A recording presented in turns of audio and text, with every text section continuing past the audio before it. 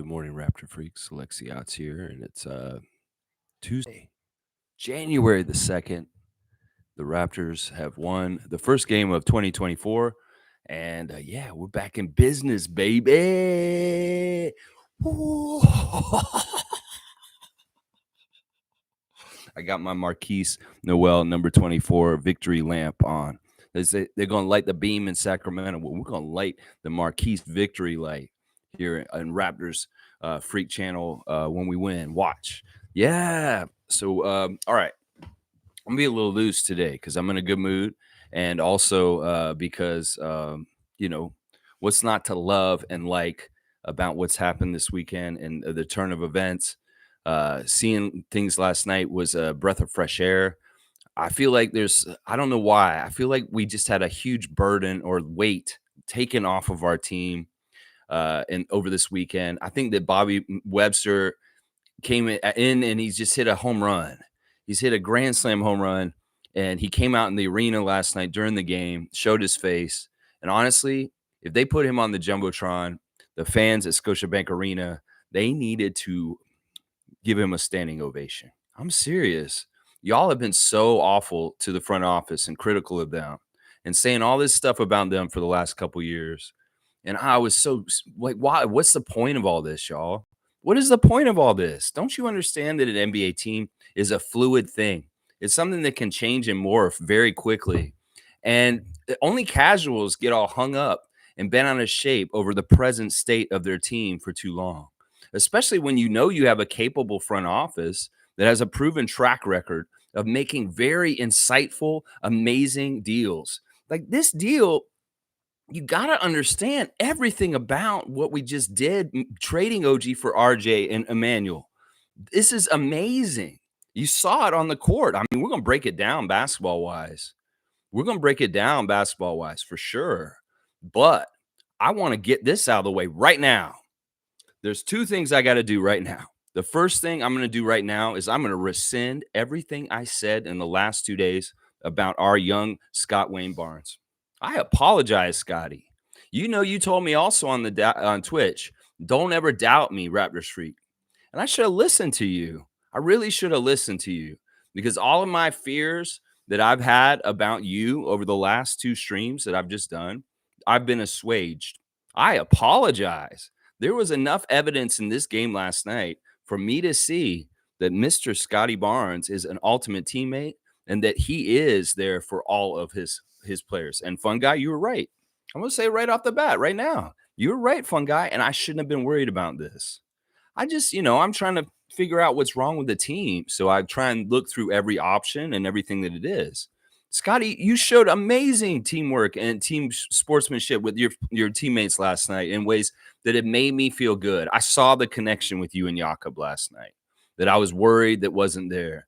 I saw you extending yourself to Dennis, and that's all I've been asking for this season is that I wanted y'all to meet across the middle in the bridge.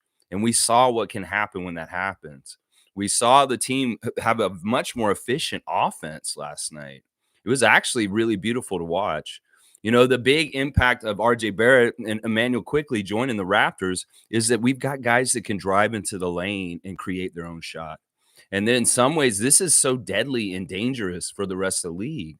In some ways, our biggest problem with our team in the last 2 years is we can't manufacture shots. Well, we've got two guys now that can do it in different ways that's going to allow for us to have a versatility to our offense. There's going to be a complete nightmare for the rest of the NBA to try and scheme for. You got to think about this really clearly. If we have this starting lineup that we played last night going forward for the rest of the year, they're going to be worried about all the things that Quickley does as far as his quick pop at the mid-range and his very, very quick speed up and down the court that's going to tire people out. Then you got Scott, which we know all the problems that people have to worry about with Scottie Barnes. Then you got Siakam, all the things you got to worry about with him. And then you got, Jakob is a problem. He's a very big, strong man. And he's in some ways, you have to think about how you handle things with him just in case. And then, boom, another X factor, another glue guy. Honestly, in some ways, we're making a team with layers of glue. Scottie is very much a glue guy. He's very much a glue guy. He does dirty work. He does little jobs. He does amazing blocks. He goes in and gets voracious, huge defensive rebounds. But so is RJ. RJ's a glue guy too, which is very interesting because he's an all-around player. He can do whatever we need him to do in the moment that will help us win in that moment. And I'm excited about this. There's other things about RJ and Emmanuel that are very, very good for the Raptors to be around and get rubbed off on. Playing in New York is the most scrutinized market in the whole entire NBA. It's over scrutinized. And these guys have been in the cauldron. They've been getting formed in fire to become the players that they are. They've been over scrutinized, over criticized. They've had every little thing about them watched by the New York media and the New York fans. So listen, these guys are very good at like being observant of themselves and how they're doing and what the ecosystem, the team, and how they're adding or subtracting from winning. One of the things I'm going to keep saying, and you're going to hear me say this over and over again, and this is the thing that is in the tears, the blue and orange tears of Knicks fans today, is the plus minus of Emmanuel Quickley. He has the highest plus minus in the history of the New York Knicks franchise. He has a higher plus minus than anybody who ever played for the Knicks before him. And yeah, that's a real thing. We talk a lot about plus minus as a stat. Is it worth taking or looking into? What is this plus minus? Is it like, what is it? Is this really a good stat? It's not points. It's not rebounds. What is this? Well, it is a very good indicative stat because it does really show winning. And that's the thing. Emmanuel Quickley is the kind of player that it just makes wins happen. I love the unselfishness. I love the professionalism of this young man. I love his mentality. He is a dog. He goes after it. He's very energetic. He's very full of speed. And honestly, our backcourt is nasty now. Dennis Schroeder with Quickley and Trent. This is just a stealing nightmare for other teams. Gary Trent got a very clean, nice steal because they may be worried about Quickley over there, or Schroeder, who's a ball hound also. And then Trent, he's getting an easy pick and running down the court and dunking it. There's a lot of good things. This is just like, I don't know how he does this. And this is the other thing. Oh my gosh, there's so much to talk about today. So the first thing is I'm apologizing to Scottie. Dude, you're awesome. I should have never doubted you. You're right, Scott. You are a great teammate. And what you were doing last night proved it. I love how seamlessly, I love the interaction between you and RJ. I can only imagine what y'all are talking about on the court right now. I hope that RJ is really going to rub off on you because he's ahead of you in some ways as far as like being in the NBA and learning the pressure of like being clutch, of taking over big games. There's a winning that they had to learn in New York Quickley and RJ that, they don't lose. They've been already down the process a bit already. And in some ways, we jumped up from being a team that really doesn't know how to win last week to a team that has guys that know the treasure map, how to win in games, as evidenced by last night. And, when you have a team that can play together and do things correctly as a professional team, finally, you can actually assess the coach. You can actually watch Coach Darko, his decisions, and say, wow, okay, now we are getting a feel for his personality as a coach. Before, you can't do that with the players not really playing to a high level, if you know what I'm saying. So we got to see stuff about Darko last night and learn about him. There's so much to talk about today. Oh my gosh. What an amazing day in Raptors time right now. We are on our way back, baby. I think we can do the 30 wins in the last 50 games to be able to get to 42 wins and a better record than last year and probably some sort of playoff spot, if not play in for sure. So, yeah, let's see what y'all are saying this morning. This is a joyous day. This is going to be a party. I got the new microphone still. I hope it sounds good. And I got some headphones today, too. So, yeah, and I'm wearing my We the North shirt because they asked RJ after the game. They said, RJ, what's your New Year's resolution or motto for this year? He said, well, it's We the North, baby. He's a real one. He's one of us. This kid's Saga City, baby. And in some ways, it hits harder, and he comes in and he plays better. He does certain things different when he knows he's playing for his people. He's playing for his town. In fact, I got to be honest. I got emotional yesterday a couple times. I got emotional when I watched RJ's introductory press conference because I'm realizing that this young man is realizing a childhood dream. And in our franchise, this is amazing. In some ways, this is the very first time. I mean, Delano counts, but in some ways, it's not on this level. This guy's a starter. This guy's already an established NBA player. And this guy is coming home to play for us.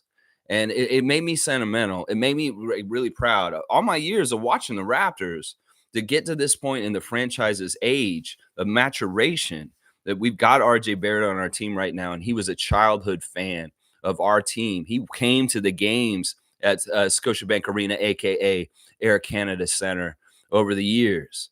And that is really, you guys, I cannot understate how special that is and just how amazing it is now that we got RJ. I mean, in some ways, that's a part of the deal that makes Bobby Webster just such an incredible genius. Just an incredible genius. Like, wow, Bobby. Wow. Wow.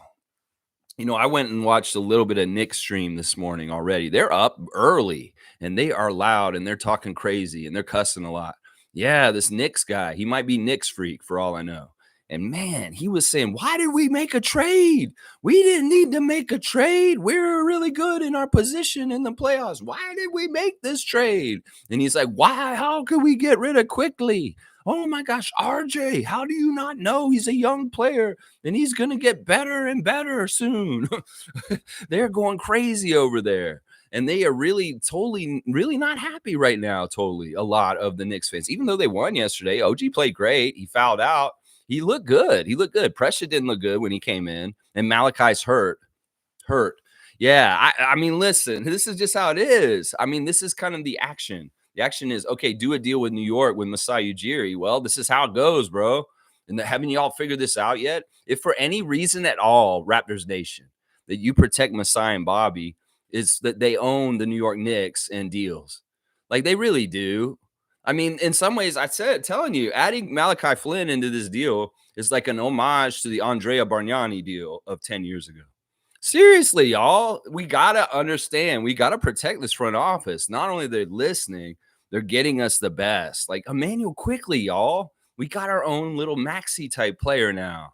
And it's so amazing. All right, I've been going off just myself. I gave myself the first 10 minutes just to kibitz and go on and on about the game a bit. But let's get some direction from y'all's comments real quick. Let's see. Fiercey's here first in the morning. Fiercey saw Sarah. Good morning to you. I hope everything's good in Ottawa this morning. Good morning, family, and happy Tuesday. Not sure my message will stay as it's 7:43 in the morning. No, it's still here. I'm hopping on the plane. What a debut from Quickley and RJ. Very energizing and electric. Everyone was fire. Yes, a fantastic dream-like debut. I think in some ways RJ is giddy right now. Seriously, I think RJ is giddy about the situation with this. You mean, what's not to like? And he's such a smart young man. You know what he said yesterday? He's not staying at home. He won't be staying at Mississauga. He's going to be staying right next to the OVO Center, just like Scottie and a lot of some of the other guys.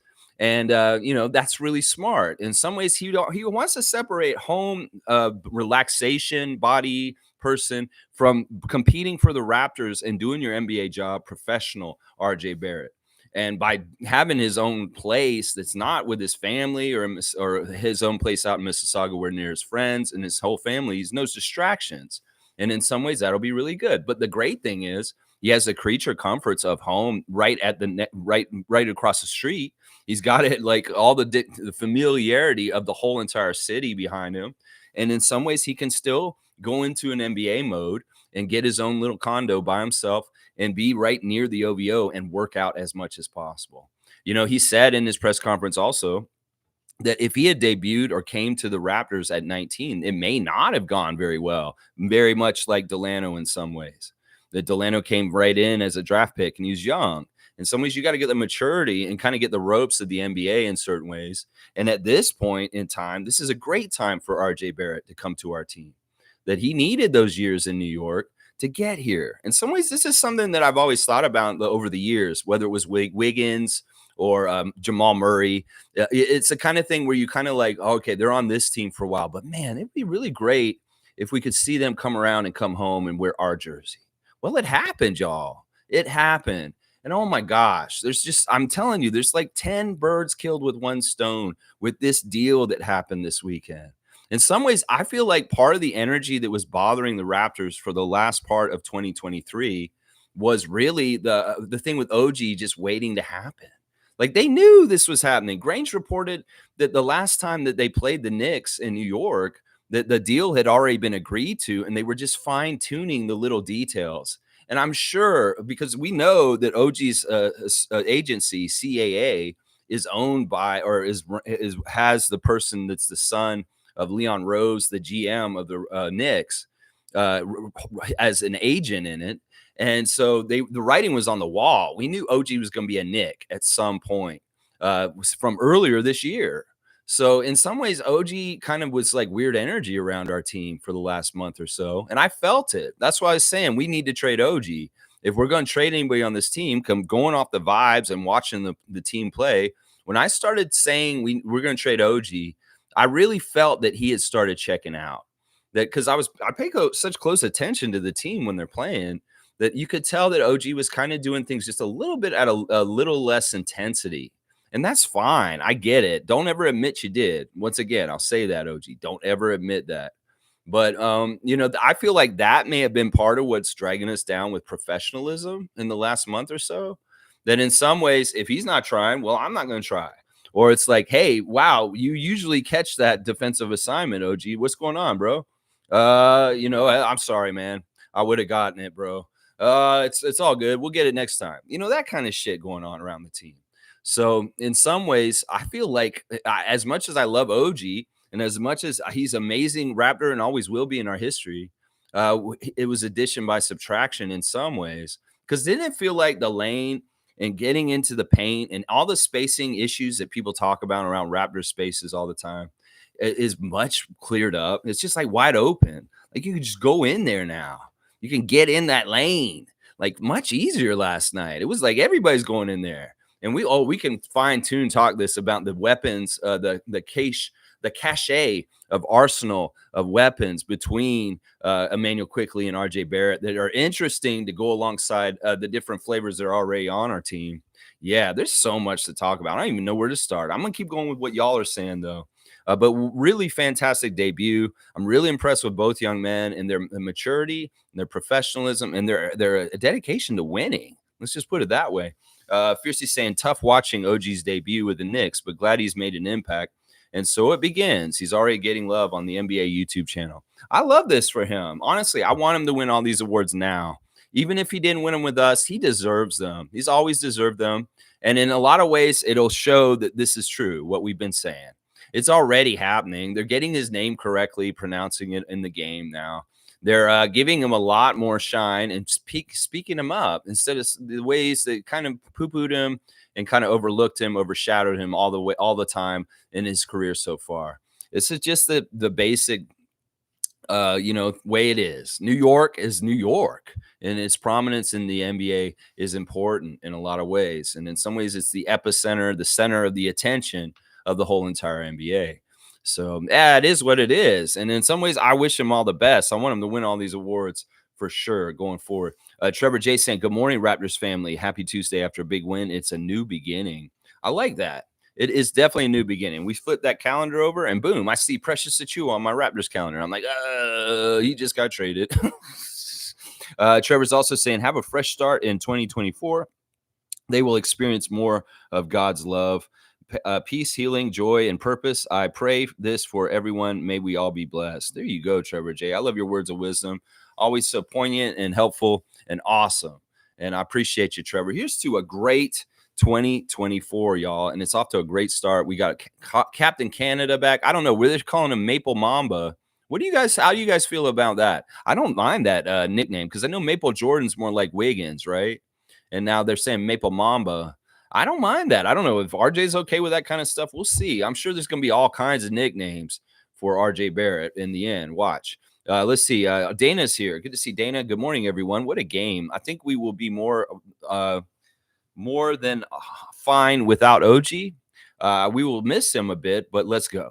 Yeah, OG fouled out. It's crazy. And I think that the fans really did like him. I think that they've been built up to really want him for a while, and they finally got him, which is awesome. I love that we won. It was so important that we won last night.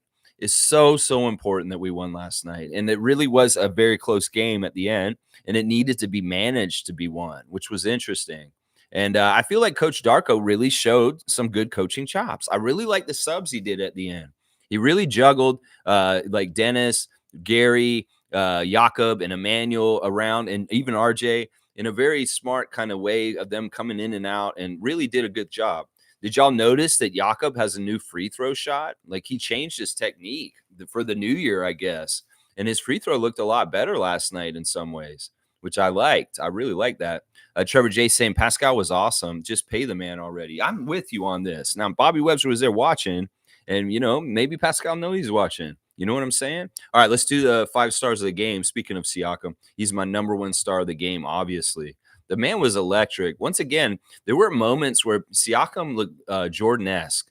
It really is when he does that little turnaround fadeaway on the baseline away from the opponent. That is a straight up Jordan move. And when he does it and it looks so beautiful, I just, oh my gosh, this guy's so good. 40 minutes, 36 points. It was another big scoring game for Siakam. In some ways, I felt like he was freed up with the new additions on the team. And I don't know what it was. For some reason, Siakam was electric from 3, 5 of 8 from the 3-point. And that's really fantastic. We got 5 3-pointers from Siakam last night, guys. 5. I don't know if it's the new guys and feeling a new sense of competitiveness or something like that, or whatever it was. Whatever it is, Siakam, I like it. Now, we do know Siakam shoots better threes at home. So hopefully this can carry to Memphis on Wednesday with this new this 6-game road trip coming up. I hope that Siakam can stay hot from 3, because that was a really added good key to help us with firepower. Now, if it's not going to be him on one night, who knows? Maybe Quickley is going to be getting 6 or 7 threes on a night.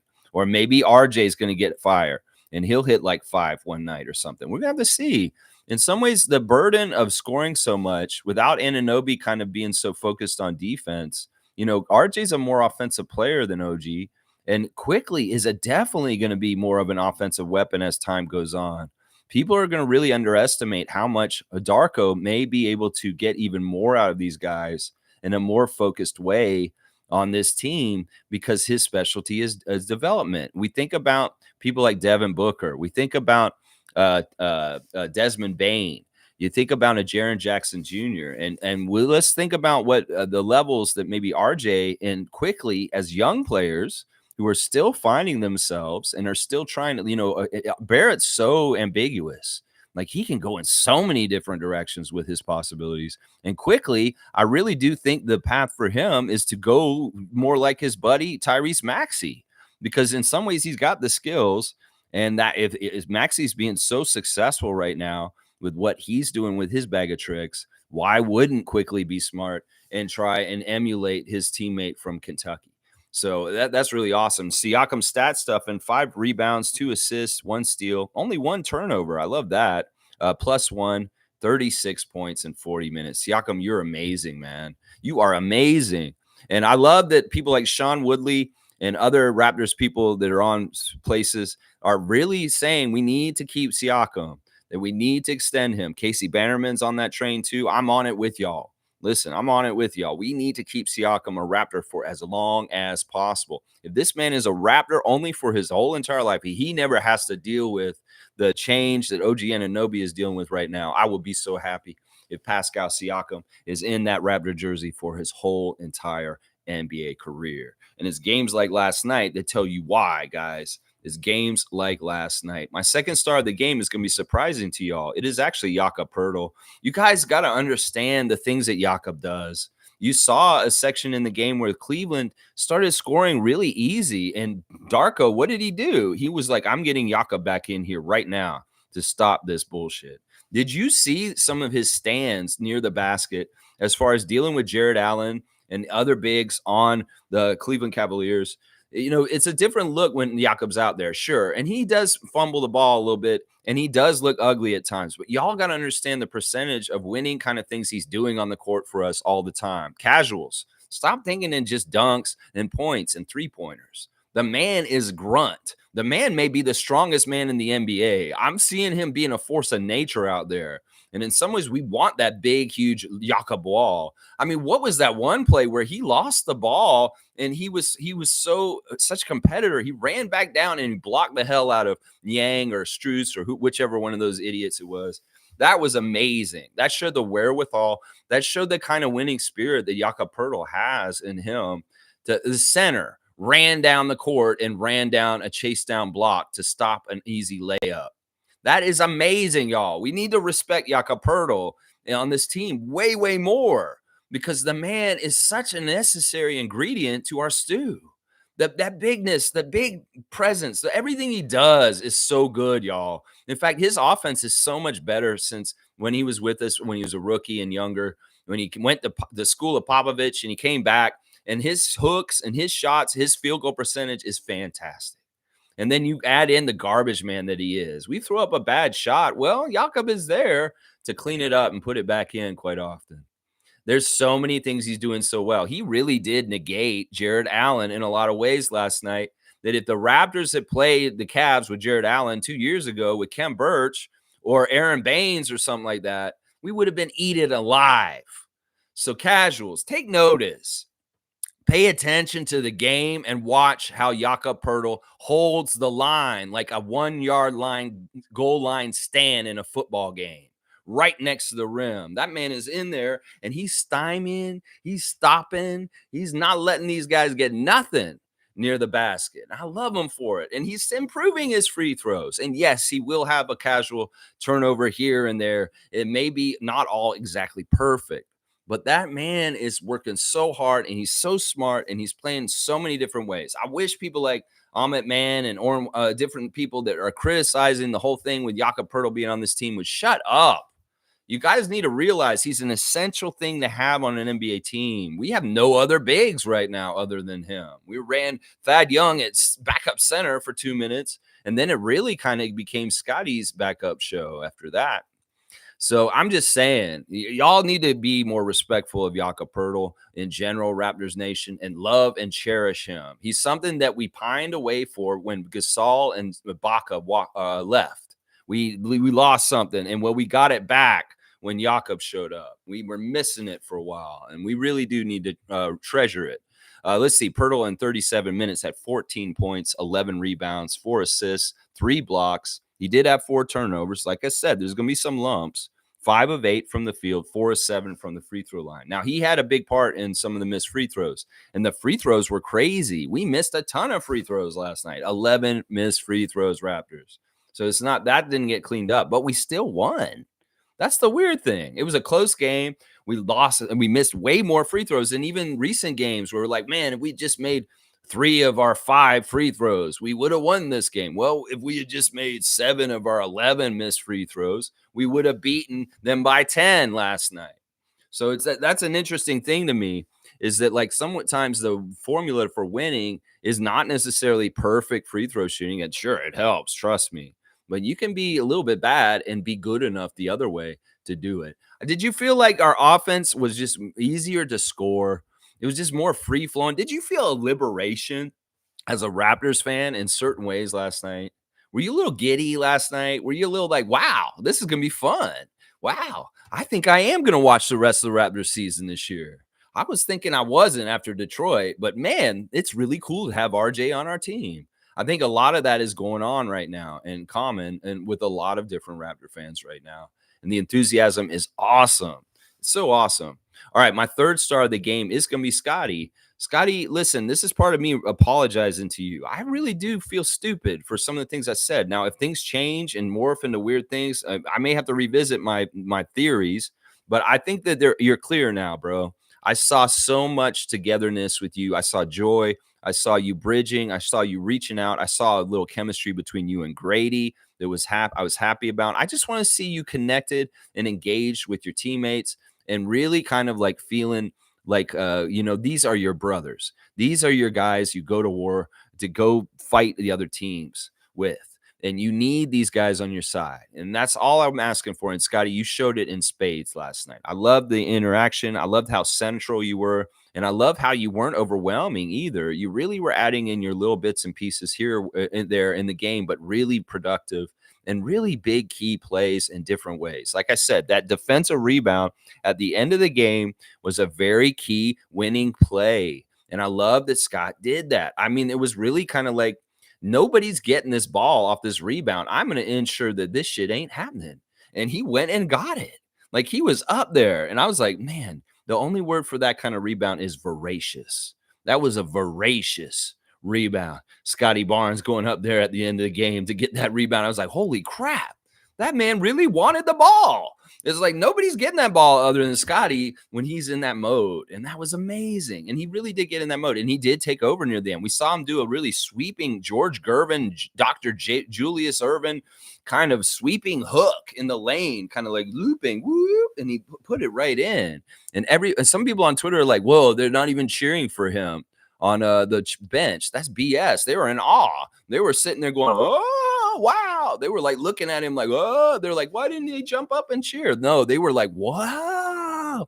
That's what they were shocked. They were in awe. Like, people overread stuff too much. Nah, this is crazy. This is so good. This is going to be really interesting. I'm going to start touting that the Raptors have a big three.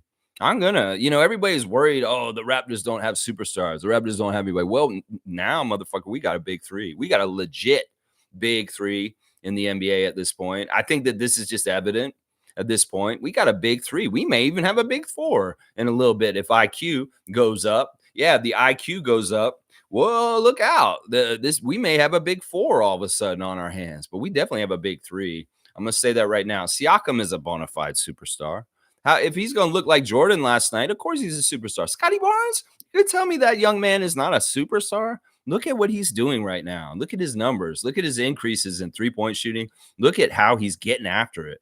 Okay, RJ Barrett, he's a superstar also, y'all. So I think we've got a legitimate big three now. And I think that Raptors fans need to toot their horns and say, yeah, we got a big three now, bitches. Y'all always saying Raptors don't have no big three. They don't have a real big three. Well, we do right now. I will tell you right now, we do now. Now that RJ Barrett's wearing a Raptors jersey, we have a big three. We have a legitimate big three. All right, let me go over the Scott stat line. 36 minutes, 20 points, 7 of 17. The shooting could have been a little better, but I'm going to tell you right now, some of the shots that Scott took early were inside, and I love where he was getting to. I'm telling y'all, he understands where his spots are, and those shots didn't go in, some of them, but they're the kind of shots that they're going to go in like 75% of the time. So it was just like that 25% of the time sometimes going to happen where those really close shots that he gets a good look. Some of them didn't go in, but they will go in more often than not. He only got 1 3 last night, but that's fine. He was a threat, and they are respecting him at 3 at this point, so he is helping with spacing. 5 of 7 at the free throw line, that's fine. He's been mostly perfect at the free throw line lately, honestly. He's been so good at the free throw line. I've been really proud of him for that. 6 rebounds, 5 assists, 1 steal, 1 block. No turnovers for Scott. I love that. That's fantastic. 20 points in 36 minutes. Yeah, Scott, good stuff, man. And once again, the thing that really impressed me last night was just how connected you were with everybody. I didn't see you disconnected from anyone last night. I saw you dialed in and you were an ultimate teammate. And I appreciate you for that, Scott. I really do apologize for some of the things I said in the last day. You have proven me wrong, and you did it. You went out there and showed me. My 4th star of the game is the brand newly acquired RJ Barrett.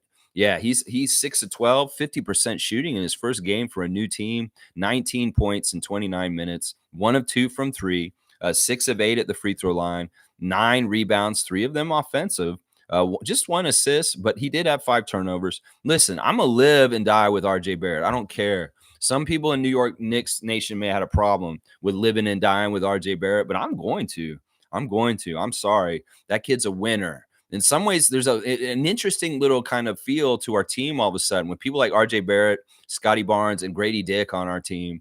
This is kind of a very cool kind of prep club, kind of like high guys that were big prospects when they're younger kind of team. Gary Trent Jr., it's going to be really interesting to see RJ and how he rubs off on Scott.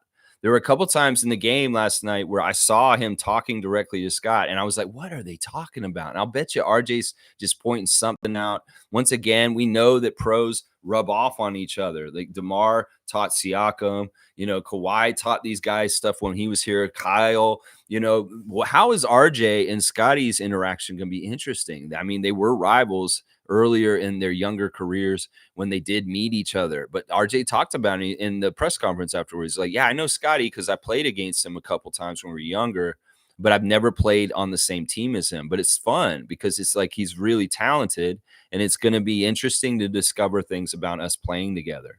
That's the interesting thing with having guys that are so ambiguously good in different ways, is that they can really kind of like, it really is kind of like a menu on any given night. You don't go to the restaurant and you order the same food every night. That get boring, right?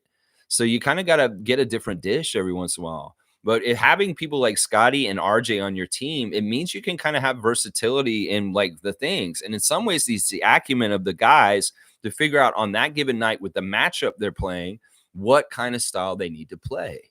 In some ways, Scottie can do all kinds of different stuff to help the Raptors win, and so can RJ.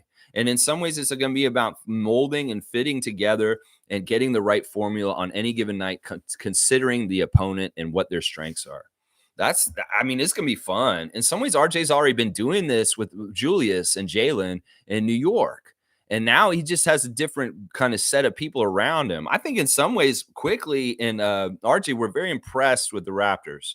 I think in some ways we have a better defensive kind of team around them than the Knicks do. And in some ways, they may feel like people have their backs a little bit better. I mean, with you have Jakob behind you like that. You got long arms like Siakam and Barnes running around. In some ways, I think the upgrade for RJ and Emmanuel is felt that in some ways they may trust these guys more than they trust Randall in some ways. Let's just put it that way. I know they're close and they're very close people and stuff, but we know Randall is a certain type of player in certain ways. I don't know. I was just trying to speculate that in some ways there was some joy to Emmanuel Quickley and RJ Barrett's games last night. And there was a little bit of a very much an instant earned trust with the existing Raptors on this team already, as far as like, the way that they played defense was way better than we played this year, mostly this whole entire year. I feel like they were playing more in tune, energetic defense, and they seemed like they were all being very more professional and on task and not losing their assignments. Does that make sense? Like, I felt like that. Like, that was another thing that was a great byproduct of last night, is I feel like this team's more capable. Like, we've always dreaded the bench coming in the last couple of years. I know part of it is Malachi and Precious. And now it's like, if we've got the team we've got right now, we've got Dennis and Gary coming off the bench with Chris and Otto and Thad and Grady. And, that's good. I've had a lot more confidence in the guys we have on this team at this point than the ones that, we had on Saturday. And I think that felt like something on the court, as far as the level of professionalism, the level of competency, and the level of trust on the defense, that people are going to be where they're supposed to be to help on this. It could very well be that OG, not to detriment him or anything, was not being totally full forward with speed. And that really did affect the trust and the ability for our defensive seal to do anything effectively. Teams would just score on us like crazy. Just like crazy. All right. My last star of the game is Emmanuel. Emmanuel Quickley in his debut was fantastic. He hit a 3 right off the bat in the first minute of the game. And I was like, yeah, let's go. Let's go. 5 of 13, 2 of 5 from 3, 2 of 3 from the free throw line, 6 rebounds, 3 assists, 2 steals, a +7 and 14 points. It's not a super stellar stat line, but it's a solid debut for never playing with these guys and hardly having any practice. That is absolutely fantastic. He got in foul trouble, which I think was actually good, because it kind of coincided with like, all right, we got a really good first quarter. We had 41 points, absolutely blew the Knicks out of the water by shooting the 3 incredibly well. And then quickly got in foul trouble. And in some ways that was good, because it kind of get time for Schroeder and Trent and different people to come in. And then he really kind of was saved up for later in the game. I thought that was a good thing by the end of the game. But yeah, fantastic stuff. Those are my 5 stars. We can talk about the 4 bench players a bit also. I feel like Schroeder was fantastic also. 8 assists with 1 turnover, a +12 with 12 points. He picked and chose his spots, but overall he was deferring to the other guys much more than he was doing what he was doing. Gary didn't shoot that well. He was kind of reverted a little bit back to not so well, but he was good enough. He did enough good stuff out there. 3 of 10, 1 of 5 from 3. Both his free throws were made. 6 rebounds, 2 assists, 1 steal. So he was getting at least a bunch of rebounds again with 9 points. Boucher and Young did not score. And, really Boucher just took that elbow to the face. And that was a key play in some ways. That elbow to the face was a crucial thing. And I'm glad that they challenged it. And Kevin Cutler, ref report undefeated once again. Kevin Cutler, very much a friend of the Raptors and doing a fair thing. But those other 2 guys are suspicious, very suspicious. So Yesh Mehta, yeah, you're a jerk, man. You're a jerk. And I love Scottie yelling at you yesterday. I was like, Scottie, don't yell at Tyler Ford. He's a great ref. He's our friend. But yeah, you can yell at Sayesh Mehta. Please yell at him, demean him. Just really get on him. Seriously. That's going to be part of my new ref report. People that Scottie can demean and yell at because he's mad at them, and refs that he can't. Refs you shouldn't talk to like that, and refs you should. And Meta's one of those guys. Yeah, he's a jerk. He's been horrible to our franchise. So, Scott, yell at him. Go ahead. I saw him yelling at him in the game last night. It warmed my heart. It made me feel like I'm inspired to make a new segment for the ref report. The ref that Scottie should yell at. Yeah, I'm going to start doing that. All right, I'm not doing the comments enough. I guess I'm just going off on my own right now. All right, let me get back in the comments, y'all. All right, let's see. Yeah, Dana, Pascal was more than okay. Nako's here. I think I like RJ's debut a little more than IQ. It's not a competition, Nako. It doesn't have to be. Solid debut from both. Hallelujah. We finally have an update about what we're going to do with Grady. Really excited to see IQ and Yak's game going forward. Yeah, thank you, Pascal. Keep it up. Thank you, Nako, and I hope you had a fantastic birthday yesterday. And 2 days ago, it was New Year's Eve. I think that RJ was great. I think both of them were great. And yeah, they gave us an update about Grady last night. Part of the reason why he hasn't been playing for either team, well, he's going to be on 905 very soon, is what Darko said last night, is he's doing a weight regiment for a couple weeks.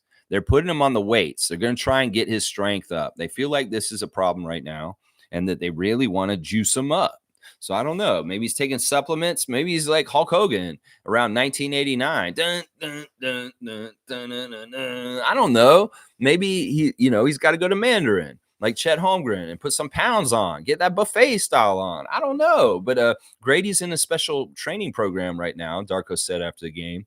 And he will not be playing for the Raptors for a couple weeks as he is gaining muscle mass. And before he comes back to the Raptors, he will be doing a stint extensively with the 905 to ramp up to be returning to the Raptors. But Darko reiterated after telling us about this in the press conference last night that Grady is a huge part of the future of the franchise and that we very much have big plans for him going forward. And we just got to develop him and bring him up. So muscle's the next thing. It's like in the video game. You're playing, your NBA life.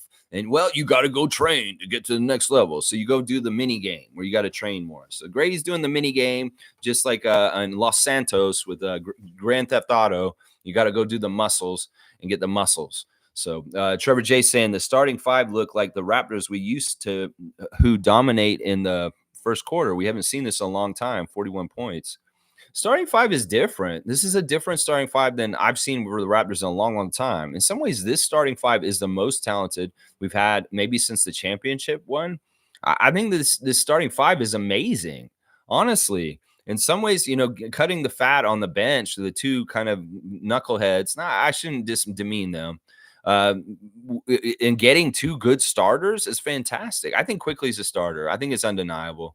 I think his aptitude, I think his talent, I think that where he's at with his career, I think that the fact that he left a good situation in New York, but to a better situation in Toronto because he's probably going to start now. It's his to lose. In some ways, Dennis is just a really good backup point guard for us at this point. At the start, it was really good what he was doing, but now, Quickley is a certain kind of player that we just want to have right off the bat. And I like this a lot. I think that in some ways we can't fail in some ways starting Quickley. And I'm really excited to see these guys meld and integrate even more and more. I hope it's successful over and over again. I'm looking at the next couple of games. I'm like, we have to win 3 out of the 5 games to get to 42 wins. And this next game's coming up. I'm looking at him and I'm like, well, we could probably beat Memphis. Memphis is Darko's last team, and he's very familiar with them. And it's going to be very interesting to see how Darko goes up against his team that he coached for last year. He's very familiar with them. It's kind of going to be a homecoming for our coach tomorrow night's game when they go play the Grizzlies. So it's going to be very interesting. We'll have it on the preview tomorrow, more in depth, that kind of stuff. Cowboys saying, good morning, Lex and Raptor Freaks. What a game. The pace was much faster and the energy was there. It didn't seem like a labor to get to that point total, 124 points. It seemed like earlier in the season, the Raptors were going to struggle making 100 points every game. Seriously, that's how bad our offense is. Well, we got two very good offensive players that are going to be able to help our offense a lot. And in some ways, they're byproduct of them being able to create their own shots. And the problems they cause for a defenses is going to benefit Siakam and Barnes immensely. So there's a lot of helping each other. That the stuff about Barnes and Siakam helps Barrett and Quickley, and vice versa. It goes all around, right? Let's see. Nako's saying, I will say a perimeter defender would be nice. Listen, I mean, we'll see. Listen, Nako. Once again, I'll say this: let's not make a bunch of deals all at once. Make this deal. Let's see how it goes, and you tinker with it. If you feel like something's lacking, like what you're saying, then Bobby and Masai have till the trade deadline, and we'll see how it goes. In some ways, we want to see how good this team can do on this West Coast road trip, and then it may assess if we're going to go further with deals. It may assess what we're going to do with Siakam. So there's a lot we're going to have to figure out still. But yeah, I'm sure that's still somewhere on the wish list. Let's see. Cowboys saying 2024 champions. I don't know. That'd be crazy. It'd be really crazy if the Raptors have a really bad 2023 of this season, and the G League team has a really bad Showcase Cup, and then both teams win the championship in 2024. Like the 905 win the G League championship, and the Raptors win the NBA championship somehow, some way, just because of this RJ Barrett trade. It'd be amazing, honestly. It'd be so crazy. I mean, that's really dream, Lex. That's really dream-like. But who knows? Who knows? Trevor J saying, good morning, Cowboy. Let's go. That's right. Cowboy saying, weird watching OG in another uniform, but I wish him luck. Wasn't it unnatural? It's weird. And he was very good in the interviews. OG, we're proud of you, man. In some ways, like whatever you do for the Knicks, in some ways, we're going to be like proud kind of people like from your past, or just like not haters, but people are just like kind of viewing you and saying, you know what, you're awesome, man. We can't hate you. And whatever accomplishments and good things that happen, but it looked unnatural. It looked strange the first time I saw OG in a New York Knicks jersey. It looked very strange. And I'm sure the vice versa was true for our two guys showing up last night for Knicks fans. I'm sure they felt like it looked really strange too. Let's see. Cowboy, good morning to Trevor. Let's see. Happy New Year's to the Raptor Freak family. Jillian's here. Good winning. Morning, peeps. Good morning to you, Jillian. Raymond Jakob, original Raptor Freak, is here. Good morning, Raptor Freaks. Happy to be hyped up again about games. Happy that RJ is on my fantasy league. And so happy Malachi Flynn was nowhere to be seen on the court last night. There you go, Raymond Jakob. Yeah, I went to go look in our fantasy league to see who had RJ and Emmanuel, and to make sure nobody had two Raptors on their team. And somebody does. Somebody's got Dennis and Emmanuel on the team. But you know what? Right now, I'm going to allow it for right now, especially since it's the person that's playing me this week. So, yeah, I see that Raymond Jakob has RJ Barrett on his fantasy team from this year. And that's just a happy thing that happened. Good job, Raymond. And you don't have a Raptor, so now you have RJ on your team as a Raptor. Always good to see you, Raymond, when you drop in. And yeah, I'm really happy about RJ being on the Raptors altogether. How about that? Cowboy saying, I love how IQ giving the fans high fives. Love this trade. And RJ and IQ are a dynamic duo. Let's go Raptors. Keep up the pace. Let's get this win streak going. There you go. Maybe they will get Darko's dinner. Maybe they will sooner than later. Who knows? I love that part with it Quickley when he made that and one. And then he did an and one on top of the and one. That's what I was calling it. It was an and one plus one, because he went over and high-fived the little kid at courtside. That interaction like that is very Madison Square Garden. That's the kind of stuff. He had that kind of mentality with the Knicks fans, and he'd go and interact with them after good scores like that. I love that. In some ways, that's something that we haven't really seen in Scotiabank Arena a whole lot, where courtside fans would be getting high fives from one of our players. And it was funny because later in the game, I saw Siakam go sit down in the crowd just like Giannis did a couple weeks ago. and that guy took that picture of him. Siakam went over there and sat next to a little girl for a second on the other side of the court and with the front row.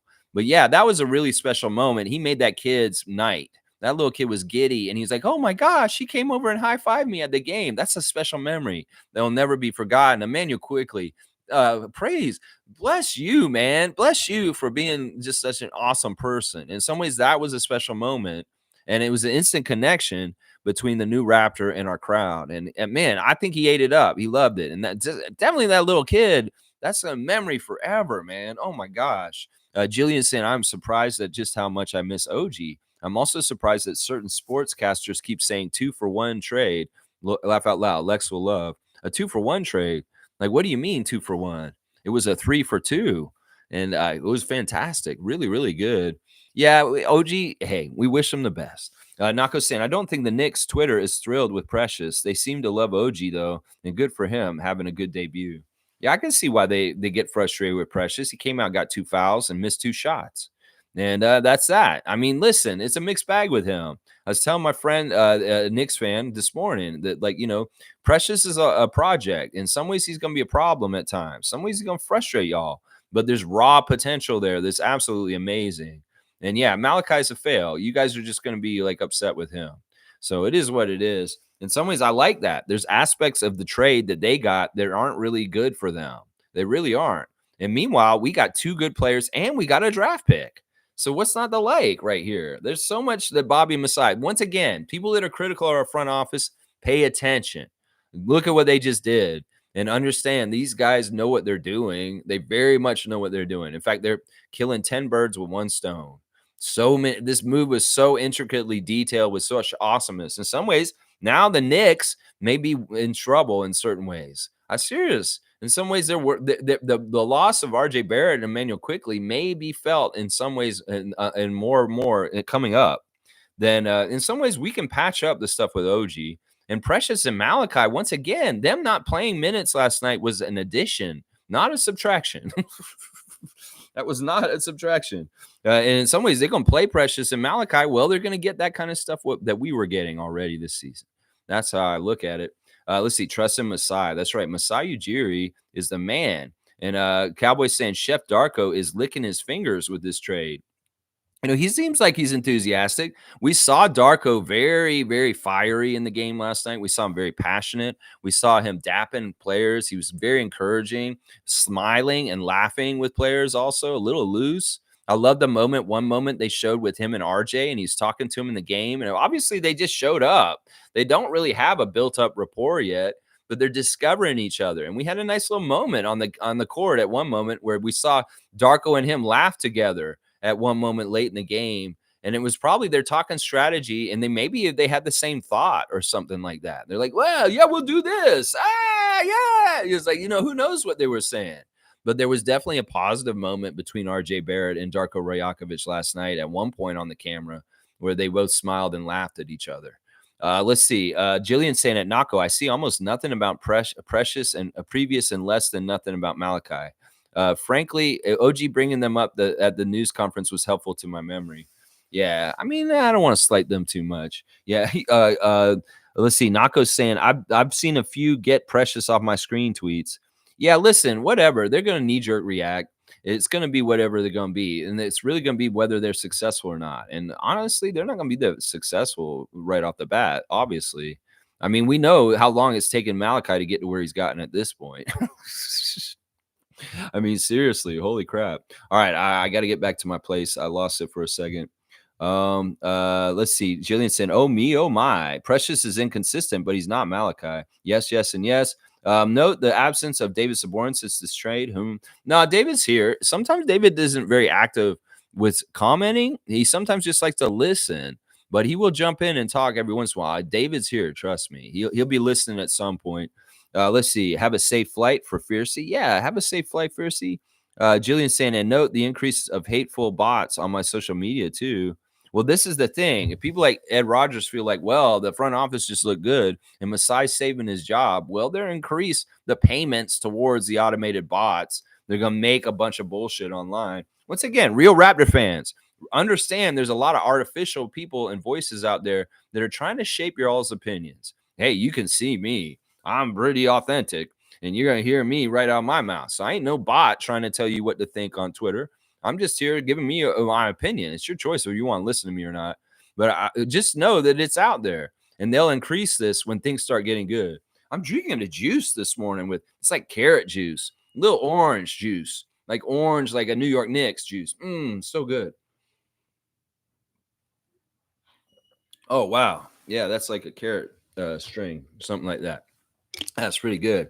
Let's see. Troy Henry's saying, why are you guys turning on Precious already? Come on now. That's for New York or for me. I'm not turning on him. Jillian may be not a fan of him, but I'm not. I'm not a fan of him. I am. I love him. Precious is awesome. I still think he's going to be one of the best players that like a very good player. I shouldn't have said one of the best players. But yeah, nobody's turning on him. I'm not turning on him. Let's see. Let's see. And she's saying she's not turning on him either. Cowboys saying, I wish Precious, OG, and Flynn the best, but they ain't Raptors jerseys. No, let's go. All right. Let's see.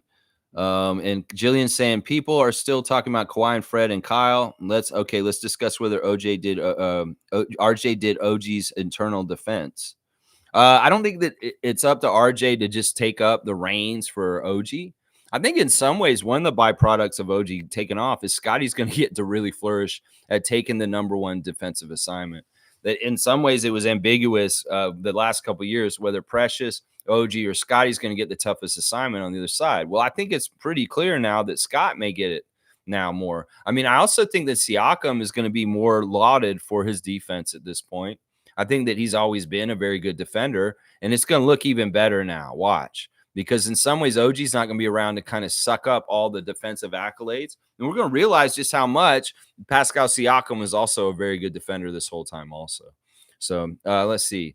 All right. Yeah. Let's see. All right, y'all, please don't monopolize the chat. Like if you've already commented like hundreds of comments, please, let's let everybody have a chance to talk. And let's not have like way too much just from one person. How about that? Let's see.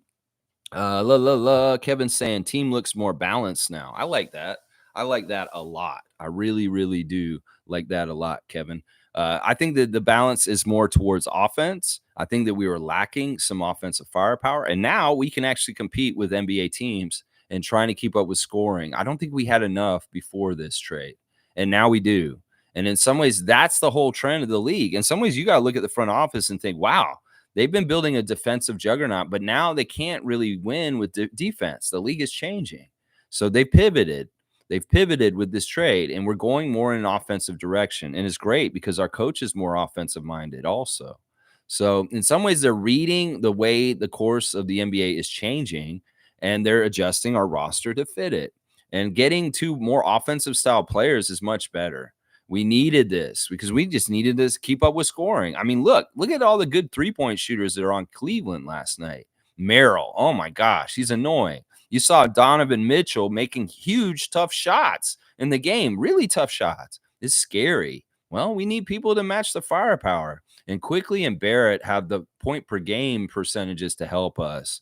I'm just going to say that. You know, OG's great. He's great for defense, but he's not always solid for offense. There are many nights where he just scores 6 points. We got to think about the points we're getting in return for this trade.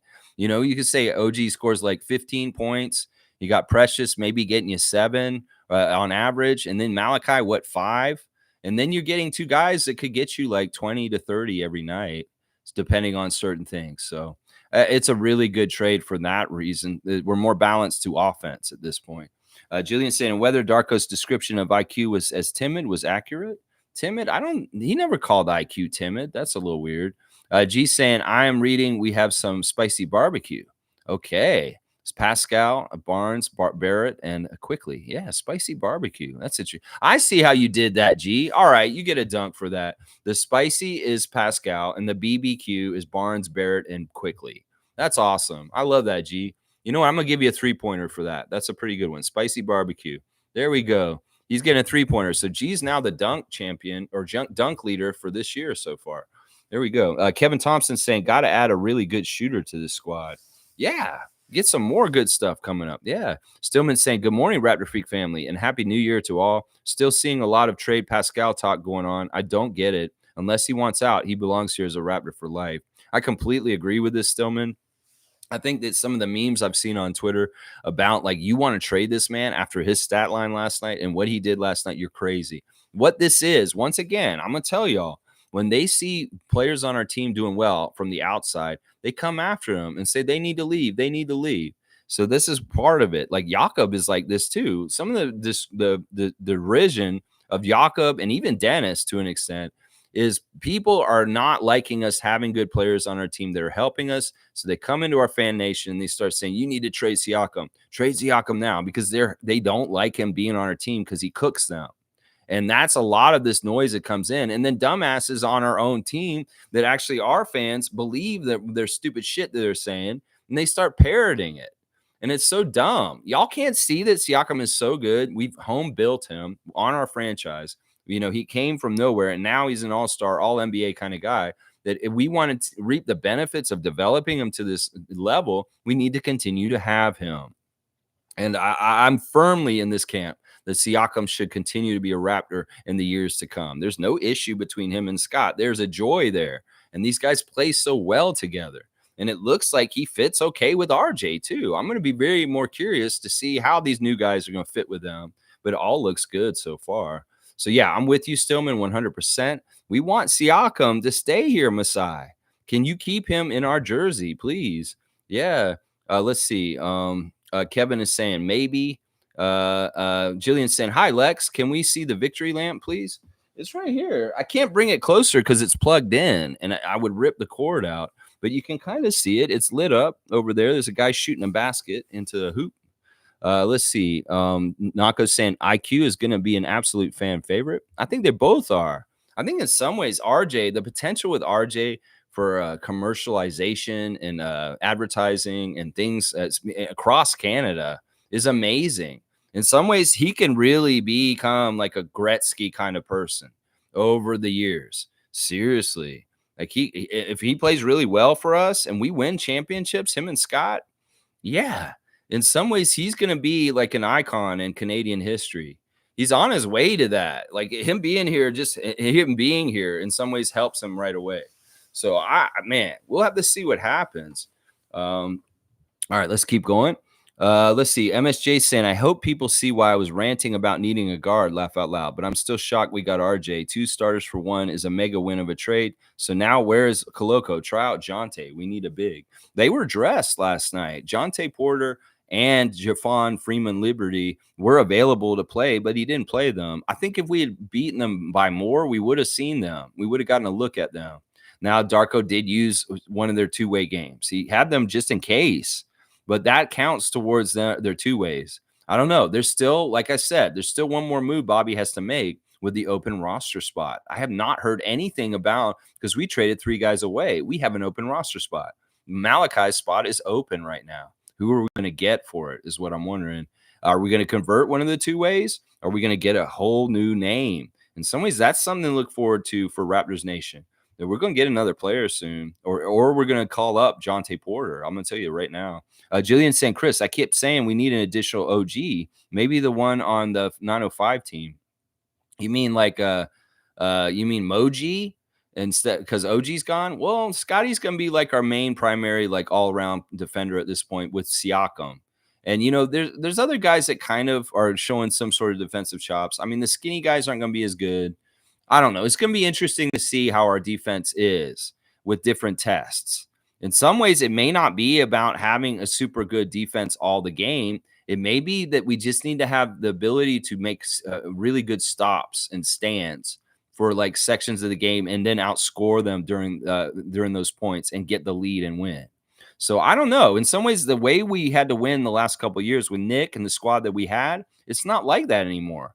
Because we may need to be going more towards like we want to get in a shooting battle with you and we're going to outscore you because we're going to make more shots.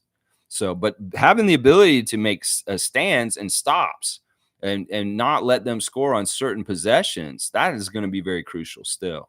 Firebolt saying, good morning, Raptors family. What a game. We saw a glimpse of how good we can be. I know it's just one game. I don't want to overreact, but it's exciting. We the North. There you go, Firebolt. I'm going to say this. This is true. It is just one game. It's a great first debut. Sometimes the first game is a happy honeymoon, and there will be a couple, like, there's going to have to be the first loss, obviously. We're going to have to figure this out. Now, if we can beat Memphis tomorrow and get a 2-game win streak going into this road trip, that'll be fantastic. But temper expectations. Once again, it's the nature of Raptors fan nation to really be the flavor of the day. If we're riding high from last night, well, we're really riding high, and we may be painting our whole season this way for the whole rest of the season, where we can't do that. It's somewhere in the middle. There's gonna be fail, and there's gonna be this. You guys are gonna overreact the first time they lose, also.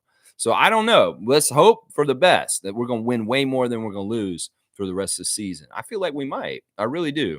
The way I feel about it right now, I feel way better about our chances of winning the rest of the season than I did after the Detroit game, or I did before the trade. Let's just say. Randolph saying, good morning, beloved Raptor Freaks, most informative gang. Blessings. Things have begun to take shape for our team. 2 more moves to make us playoff bound. No moving Pascal. I don't know if we need the 2 more moves, Randolph. I'm not really, like, in some ways, I'm tempering what our success or expectations should be for this year. Some people are have crazy, like, championship or bust kind of mentality. In some ways, that's not helpful right now with what we're doing with our team right now. And we need to just kind of go with the flow. In some ways, we need to take the wins and the losses as they come, just like the team will, and just hope for progress. Guys like RJ, like I said, have been in the workshop with the Knicks, trying to get it out of the mud. That franchise having varying levels of success, while Quickley and Barrett were on that team. So they're used to the process of trying to seek out how to win better on the team actively as a work in progress all the time. And that's a huge strength. In some ways, that acumen and that we're going to keep trying until we get it right kind of thing is exactly what we need right now. So we'll see. We'll see. I don't really necessarily want to make a move unless we lose a lot very soon. If we're winning way more than we're losing, I don't want to make any more moves this year. We can wait till the offseason. But we'll see. We'll see. It may be that there's a glaring weakness now that comes up while we're playing soon, and that we do need to address it. But we'll see. We'll see. Jillian said, we the North. Yes, that's right. We the North. We the North, RJ. You the North. You the North, and you back in the North. That's right. Kevin saying RJ is DeRozan light with the drives and getting to the free throw line. Solid player. Yeah, I think he is a lot of similarities to our guy DeRozan. That he listen, in some ways he has a really good, like, lateral quickness and moving around. I saw him switching on defense last night, and I was like, wow, RJ really does move around really quick, and he really has an aggression, like they were saying in the Raptors tonight afterwards, that he is always moving. He always busts his butt. That people were around him when he was younger here in Canada, and they watched him as a young player. And he always had that get up and go all the time. And he's just always busting his ass. And I think that's same for Quickley. And that's part of the thing that I really like, is there's an infusion of really caring and, like, passion for winning in both of these guys. And also there's a clutch factor with both of them. In fact, I feel like at the end of the game, we've got enough options to really confuse defenses about where we might go to try and win games, as far as between Scott, Pascal, RJ, and Quickley. And if we're really smart with making correct plays and they execute them, well, we could have really cool, interesting trick plays to be able to win games at the end of games with so many options. So I'm excited. I'm excited about that a lot. I really am. I love the comparison to DeMar. They're different players, but there are similarities in some ways. In some ways, RJ's longer and bigger than him. Monique is here. Good morning, Raptor Freak family. Too close of a win, but I'll take it. I'm going to ask you, Monique, being at the arena last night, was it really kind of a different feel in there? I'll bet it was. I bet it was a very, very different feel in the Scotiabank Arena last night. There was a lot of, like, jubilation. I'll bet there was a lot of interesting stuff. I mean, having RJ there and y'all's ovation for him at the beginning of the game was fantastic. I love that so much. And then just like I said, the different things, like the interactions with the fans, like with Quickley, and just the heartwarming whole situation.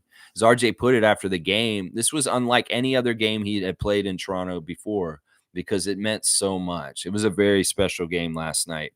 And I feel like everybody who was at that game last night should feel very privileged that they got to be there for RJ Barrett's debut as a Raptor. It's a fantastic moment. And you go, Monique. I'm so happy you were there and you got to be there for that. G saying, I didn't want to say anything, but I believe OG's aloofness and wanting to leave, changing his agent to the Knicks president's son at CAA was an issue. I love OG, but he checked out. I think it was a downer. In some ways, he may have been an issue on our team for a while, and I totally was wrong. This is what I misread, is like the energy that was around the team that was causing the problems that I described was not Scott. It was OG. And in fact, Dennis saying what he said at the end of the game on Detroit may have been a shot on the way out or something like that at actually OG about things. I don't know. I'm speculating. Once again, I can't tell you for sure if I'm right or not, and I may never know. But I'm just saying does seem like there's a lot of more lightness. There was a lot more smiling, and there was a lot more playfulness between the players in the pregame. And they played a lot more together. I think in some ways the byproduct of having RJ and Emmanuel there is that everybody wants to put their best foot forward on both sides, and they want to make the best first impression. So everybody was really like in a good place, I feel like. I think this is true. I think that it's understated just how much OG may have been weighing us down in certain ways. Chris is saying super glue is, of course, the ultimate teammate by definition. He said he wanted team ball, and out team assist is way up.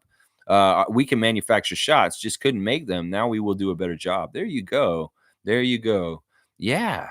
Yeah. I mean, you know what? They did interview Quickley about being a point guard. They asked him, are you better on or off the ball? And he said he prefers to be on the ball. He does want to be the point guard. He does. In some ways, he wants to be developed more to create and pass. And everybody's going to be like, uh-oh, Scottie, is there going to be a conflict in this? I think that this is smart. Just let Quickley throw the ball to Scottie in the low post and get assists. Scottie's going to get assists no matter what. He's going to get assists in transition opportunities. He's going to get assists because he throws it out from the double team. And in some ways, Quickley being the point guard is a smart thing, y'all. It really, really is. So please just let the point guards be point guards and let Scottie be a point forward or a point center. I think that that's just a smart thing going forward, because that's what Quickley's design is, of that he wants to be the one with the ball, but he'll play either way. He's easy going and he'll do either way. But in some ways, his next part that he wants to do with his career is to show that he's a distributor and a creator. All right, let's keep going. Troy Henry saying, let's make Raptors great again. Happy Tuesday, gang. Solid way to start off the new year. Yeah, there you go, Troy Henry. Yeah, fantastic start to the new year. We're all very hopeful. It's amazing what just a week can change your disposition and how you feel about your team. Casuals that aren't understanding or don't pay attention or half-assed, they don't understand what's going on necessarily right now. They don't. Julian's saying at G, yes, we've been saying OG checked out when he got his New York agent. Yeah, it's too bad. I mean, it's just something. The writing's on the wall. Go ahead and make it happen in some ways, Let's see. MSJ saying trades, Lowry, Precious, IQ, genius. Okay. Let's see. Mugarbe saying, good morning, Raptor Freaks. We have two of the most unselfish star players in Scottie and Pascal. Now we have IQ and RJ. You're going to see Scottie and Pascal going to cook. I love that, Mugarbe. That's a great prediction. And we did already kind of see it last night. Bryce Lawson's here. Good morning to Kentucky's Bryce Lawson. Good morning, Raptor Freak family. I loved everything I seen last night. Great win by the boys. I knew it was over when RJ hit Quickley for the first bucket. Their chemistry is going to mix with ours. Watch out, league. There you go. Bryce Lawson, very, very enthusiastic and ready for awesomeness this season. I'm all about it too, Bryce. And I agree that it's really nice that they have each other, first of all, and that they are very close best friends. That Emmanuel said the first person he bonded with when he came to the Knicks was RJ. So it's really good. And plus, RJ being from here makes it a lot easier for the transition. The fact that they're both easygoing, team first kind of players that are win first, and they just are very talented and can do all kinds of things, it makes the transition easier. And yeah, there's very much going to be benefits for everybody involved, getting them from each other in all kinds of different ways. Trust. Yes, trust. Jillian saying, hey, Chris, Lowry was a good trade. Some of the comments I don't totally understand because y'all are talking to each other. In some ways, Jillian, I don't mind you doing side discussions in here, but I've had to tell people that in some ways it's really kind of ask questions and talk with me And if there's too much side conversation between two people in here, I'll skip those conversations because you could just have them with each other. Let's see. Carlos saying, "Good morning, Raptor Freak family." Good morning to you, Carlo. Cowboys saying, "IQ is already one of my favorites. RJ brings good energy." Yes. Yes. And yes, Cowboy. I like it. Carlos saying, "Now we just need a backup center." Yeah, we need another center. Coloco, come on. MSJ saying, Jillian, if you trade Lowry to IQ, yes. OG for RJ, not so bad either. Flynn for second round pick. That is actually the steal of the draft. Okay, I see what your logic is now, Chris. G saying, Darko's system provides open looks and tons of assists. The roster he inherited was a nurse roster for Nurse's system. They are changing the roster to suit his style more. Yeah, I think that's true. It's like a little bit of changing of clothes for the season. The season's Darko season now. It's a little more offensive minded. Well, we changed the roster to fit that. And let's see, Jillian saying good morning to everybody. I love it. Let's see, and they're saying cheers to Jillian. I love it. Everybody's happy this morning. It's been a good night last night. Monica's saying a pin dropped in the arena for IQ and RJ. So happy. What does that mean? A pin dropped? It was like so quiet that the pin dropped. You could hear it. I'm trying to think. Or is it like a grenade pin and it's like a grenade blew up? Is that what you're saying, Monique? That's pretty crazy. Yikes. But yeah, it was kind of an explosion of goodness. Mugabe saying good morning to Jillian. We the North. Let's go. Carlos saying yeah, definitely, Lex. Protect Masai and Bobby, architects of our championship. Exactly. They try and cloud it. Our enemies cloud it and they see weakness. They see us in a bad place. They try and get at us like a predator. And they think that, they can try and oust our front office. And they're trying to use our own fans to do it. So don't listen. Don't buy it. Seriously, our front office is awesome. Didn't you see what they did this weekend? Holy crap. Let's see. MSJ saying, Carlo, I feel that. But Jonte is a big body enough to slot in. Coloco in time, I can only imagine. Maybe that draft pick we get for Flynn. Aaron Bradshaw comes to mind out of Kentucky. Screw that. What if we get Zach Edey with that draft pick at 31? I want to get our Canadian guys. Zach Edey already playing with RJ on Team Canada. If you're going to get a big backup center, let's get Zach. Zach. That's what I'm saying. Jillian saying, Lex, when did Scottie tell you don't ever doubt me? This is spiritually profound. He said it to all of us when he would play Twitch. He would be playing 2K and they'd be losing just slightly and they would come back and win. And he'd say, don't ever doubt me. I'm going to come back and win. And he means it about and it's the same thing with games, like in the NBA. He doesn't want us to doubt him. He very much wants us to believe in him because he has a supreme confidence. And I do. And most, in some ways, I very much do not doubt him. He can do anything he wants on the basketball court. In some ways, once again, I just worry that maybe his personality was getting in the way in some ways. And if it isn't and everything's fine, hey, I'll forget about everything I said this weekend, and I hope y'all will too. In some ways, I just want what's best for the team. And if I'm seeing that the problems, a lot of the problems we had on Saturday or the last week are gone, I'm not feeling bad at all. Honestly, I'm feeling like if we're okay, we'll go forward. It'll be good. G saying OG look good with the Knicks. Don't think the Knicks are done. They have money for free agency, and with their tampering ways, they probably already have someone lined up. Lakers and Knicks allowed to tamper. You know what? If they're allowed to tamper and they're allowed to do cheating and all this stuff, well, they still get fleeced. I don't know how we do it, but man, we're awesome. I don't know how we do this. Like, seriously, Bobby and Masai are badasses. If they have all these tampering and all these things, how do we do this? How do we do this? And this is even a team that's litigious against us right now, and we still fleece them. That's how badass our front office is. Tell the legend of Masai Ujiri and Bobby Webster that we fleeced a team in a trade that was actively suing us. I mean, just listen to me. That's all true what I just said.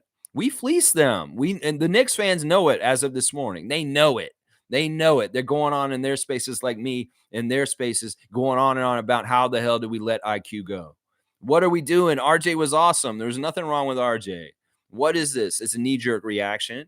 It's stupid people in Knicks Nation being overly critical of RJ and building that noise up over the years. And then finally people are thinking, well, RJ's expendable. We don't really need RJ on our team because everybody's talking him down all the time. They're saying him this, they're saying that. Does this sound like a Siakam situation maybe, guys? Is what I'm saying. We don't want to make the same mistake that New York just made. They put all this development in this young man. He's going to make another leap. He's going to be even better soon. And they're not going to get the spoils of it. We got him because they gave up on him too soon because their fans were overly critical of RJ Barrett. And there was a perception that he doesn't shoot very well. There's a perception that he doesn't do this very well. And he's annoying in this way and that way. You see how that can wear on a fan nation and make people start like doubting whether he should be on the team. And well, you don't know what you got till it's gone. And now all of a sudden they're realizing, holy crap, why did we do that? Why did we get rid of RJ and Emmanuel? This is stupid. Why didn't need to make a trade? We didn't need to make a trade. That's what I'm saying. I caution y'all. You don't need to make the same mistakes as everybody else around you. You can learn from their mistakes and not do it yourself. And I would say that with Siakam right now. I would. Raptors Nation, hear me clearly. The Knicks Nation degraded RJ Barrett in all kinds of ways in their spaces for years, and they made it feel like he was expendable. Well, they're going to learn. They're going to learn. Yeah. All right, let's see. Carlos saying, yeah, play Jonte. I love that, but he can't be our backup center. I honestly thought they were going to play Jonte. I was thinking, well, if we're already going to play Emmanuel and RJ in the starting lineup, why not just throw the two ways in there too and just get everybody in the mix, all brand new, all at once? Maybe that's too much. Maybe Darko's thinking, maybe not. Maybe not. I don't know. I was hoping that Jonte would get the minutes that Thad got. They were only 2 minutes, but I was hoping he would be the backup in Precious's place, but it wasn't to be. But at least he was there and suited up, and at least that means probably that he's done with his COVID that he just had. They wouldn't have him sitting on the bench and dressed to play if he wasn't not feeling better. So that's a good sign. At least we could probably see Jonte play against the College Park Skyhawks in the next G League game on Thursday. Thursday they're playing Atlanta, Atlanta's G League, and maybe Jonte will be available and playing that game. I'm sure he will. All right, morning, Jillian from G and Miss Chris. Morning, Chris. And Stargate saying, good morning, Raptor Freak family. Hey, Lex, the mic sounded good. Thanks, Stargate. I noticed, by putting the mic on, I actually have more people following now. I know that this is something that people get snobby about on YouTube. Oh, his audio is horrible. I can't listen to that. It's so scratchy that way. Well, maybe the mic is now a good addition, and we'll see an increase in subs because I'm moving on up like the Jeffersons. Yeah, maybe I'll get more of a professional backdrop, and who knows where we'll be in the next couple of years, Raptor Freak family. I don't know. But yeah, I like the mic so far. I'm trying to figure out where it's sitting. Right now, I've got it sitting on a speaker, and it seems like it's a pretty good height. I still feel like I'm crouching down a little bit too. I should be trying to get more straightened out. It ultimately would be better if it was like when I was at the radio station, is up on a boom and I could just hold it in front of me like this. But who knows? We'll see where we get to with the additions and updates on the channel. But appreciate seeing you, Stargate, and Happy New Year's. What a great New Year so far. That's right. Yeah. Let's see. MSJ saying Zach Edey. Yeah. Anyways, not to go on about it, but I'm sure we draft a center now. Yeah. Yeah, I like that. Jillian saying OG wasn't that helpful in the end, but I still missed him last night. Yeah, OG's going to be OG. Let's see. Cowboys saying maybe Koloko comes back this year. Well, he should. They're not going to use an exemption like they used on Mitchell Robinson in New York. Then it kind of shows that maybe Koloko will return this season. I mean, they would be smart to get the money and the exemption and the roster spot if they expected him not to show back up at all this whole entire year, just like Robinson. But they haven't done that. So to me, that's logically telling me they expect him to come back and play sometime this season. So Carlos saying OG just raised the ceiling for the Knicks. This is a rare win-win trade. Well, we'll see. We'll see. In some ways, both sides have to see what they miss about the stuff that went the other way. In some ways, we don't miss stuff from Malachi for sure. We're going to miss a little bit of Precious, but we're not going to miss a little bit of Precious. And we're going to miss stuff from OG. And we're going to discover that at some point. And they're going to miss stuff from Quickley and Barrett for sure. So we'll see. I think both teams have gotten better. I think it's true. I think that the Knicks have a better defensive look at this point. But in some ways, I think we did rob them. And I think that we got two really good players that are going to help us way more than just OG helping them. And Precious kind of being a project coming up with talent, possibly doing some stuff for them too. Let's see. Jillian is saying, so on the list for this group is one center in addition to one guard. Yeah, I mean, it's not a specific list. In some ways, Bobby and Masai have their own list, and we can only speculate what's on it. Troy's saying OG wanted to go to the Knicks for a while. He even took a smaller cut of money. So let's just move on. Yeah, yeah, not no ill will, no anger, and but in some ways, I'm not as emotional and sad about OG going to New York as some of y'all are. In some ways, I knew that this trade needed to happen, and I'm glad it did finally. In some ways, I'm way more happy the trade happened than sad that OG's gone. Because Bobby and Masai, I've been really worried about them and them being in trouble, and them making this deal really helped them a lot. Trust me. In some ways, people needed a refresher on the genius of our front office and how good they are. And well, they got it. They got it. And we needed it bad. Yeah. Let's see. OG's being paid less. I don't know if he is. He's going to get paid this summer. Let's just put it that way. Carlos saying, I already love RJ. Such a good fit here. He's just perfect. In some ways, like seeing a picture of Scottie with RJ on the court is something to behold. It's like, this is our future, y'all. And you look at it and you just kind of get warm feelings of like, we're going to be all right. We're going to be all right. That's kind of how I feel about it. Raymond Jacobs saying OG looking out for him, though, most likely did not want to risk injury before the trade. That may have been why he was going a little slower. That could be true, Raymond. Carlos saying no contract is the same, but they are reporting he'd take a discount on the next contract. Well, that's part of it. Is like, look, all three of the guys that went to New York are on expiring contracts, so they're going to have to figure out what they're going to do with which. It could be very well that Malachi sails off in the sunset, and it'll be interesting to see what they offer if they do offer Achua something.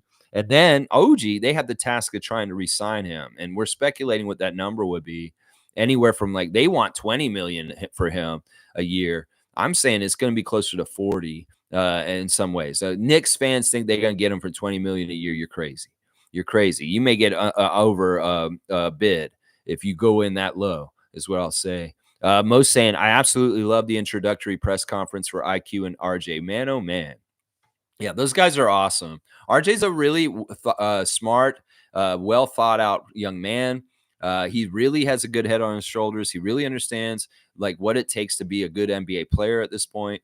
And I'm excited. I want his habits and some of the things he does to rub off on the younger Raptors and vice versa. I want Scott to talk to him about theory and teach him stuff about how he looks at the game and vice versa. That's what this is. In some ways, these guys are philosophers. They're basketball philosophers. And I want them to sit in a room and talk about how they look at the game, how they view it, what's important to them about the game, and really understand the game from that aspect together. Because in some ways, that can bring out the best, the absolute best of gelling and being ultimate glue guys. That those two guys in particular really are very glue guy oriented. I know Chris is pushing for a nickname for glue this, glue that for these guys, glue stick or something. I know that's a ridiculous name, but they are glue guys, and it's going to be interesting to see how they divvy up glue guy activities on the court. In some ways, it's really good to have those kind of glue guys. Let's see. Jillian saying Lex Maple is fine as long as it's not that horrid term Trana. I don't even know what Trana is. Oh, Trana, for the city, the naming our city Tirana. Yeah, Tirana. Hi, Raymond. Hi, Troy. Let's see. Nako saying I like Mr. North for RJ. I don't know. I don't know. We'll let this be natural. Once again, I'm not going to try and force any nicknames. There's been a lot of nickname talk lately. MSJ saying Maple Mamba. No, a Mamba is a snake. So Maple Snake sounds like a ass moving snake spitting syrup. Well, don't you get Maple Mamba is a homage to Kobe, and it's kind of like saying he's our Canadian Kobe. That's what that means. When you say Maple Jordan about Wiggins, you're saying he's like the Canadian Jordan. So Maple Mamba is just an homage to Kobe with him being the Canadian version of Kobe. I don't know why I have to explain that. Cowboy saying alley-oop to Jillian for being Jillian. All right, we can do that. Where's Jillian? Jillian's getting her second dunk of the new year. There you go. Jillian's at 2 now.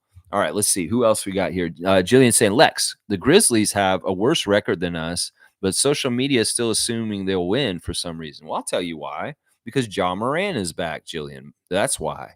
And in some ways, they are the favorite. They're at home. And since he showed back up, they're winning. So, no, it is true. In some ways, they have a worse record than us, but they are playing better in some ways than us. So that's why. It's because Jaw's back. And in some ways, I'm not taking them lightly. And they're not as bad as they were earlier this season. because Morant is back. That's it exactly. Mamba is a dance. Ask one of us salseras. Yeah, it's also a snake, and it was the nickname of Kobe Bryant. Let's see. Fun guy saying Jillian is actually awesome, and man, I love RJ's tenacity and ability to get the rim and either get a shot off or a foul. I can't remember last time we had that since Norman Powell. Fun guy and I on the same page. Once again, fun guy, I apologize. You were right, and you were telling me that I was an idiot, and you were laughing at me and how off base I was. Well, you know what? It didn't take long. It didn't take long for me to come around. Now, if these issues come back around and I speculated again, you'll know that I have a tendency to do this just in case there are issues with our team. But if there's no issues, there's no problems at all, I ain't got nothing to talk about like I did the last couple of days. And I appreciate you being a counterbalance to me, maybe a voice of sanity. And I appreciate you, fun guy. You were right, and I apologize to you and Scott. How about that? How about that? I'll do it to Scotty this way. I'll say, Scotty, I'm sorry I ever doubted you as not being a team player first and just being an awesome guy and looking out for people like Jakob and Dennis and other people on the team. You don't play favorites. They're all your favorites. They're your teammates. You love your team, and you're going to win a lot with the new Raptors. That's right. There you go. I love it. I love it. There you go. I'm sorry, buddy. I'm sorry, man. Yeah, there you go, Scott. All right, let's see. Thanks, Cowboy. Right back at you. And G saying you did call it out loud about OG. Good for him in the end. This entire transaction was done respectfully and appreciate that from him. Now we have our future. Yeah. The writing was on the wall a lot longer than we knew on the down low. And the team probably was operating a little bit and because of that going on around it. Like, we know OG's about to leave. And it's like, well, okay. In some ways, they were probably getting ready for it in some ways. All right, that orange carrot juice.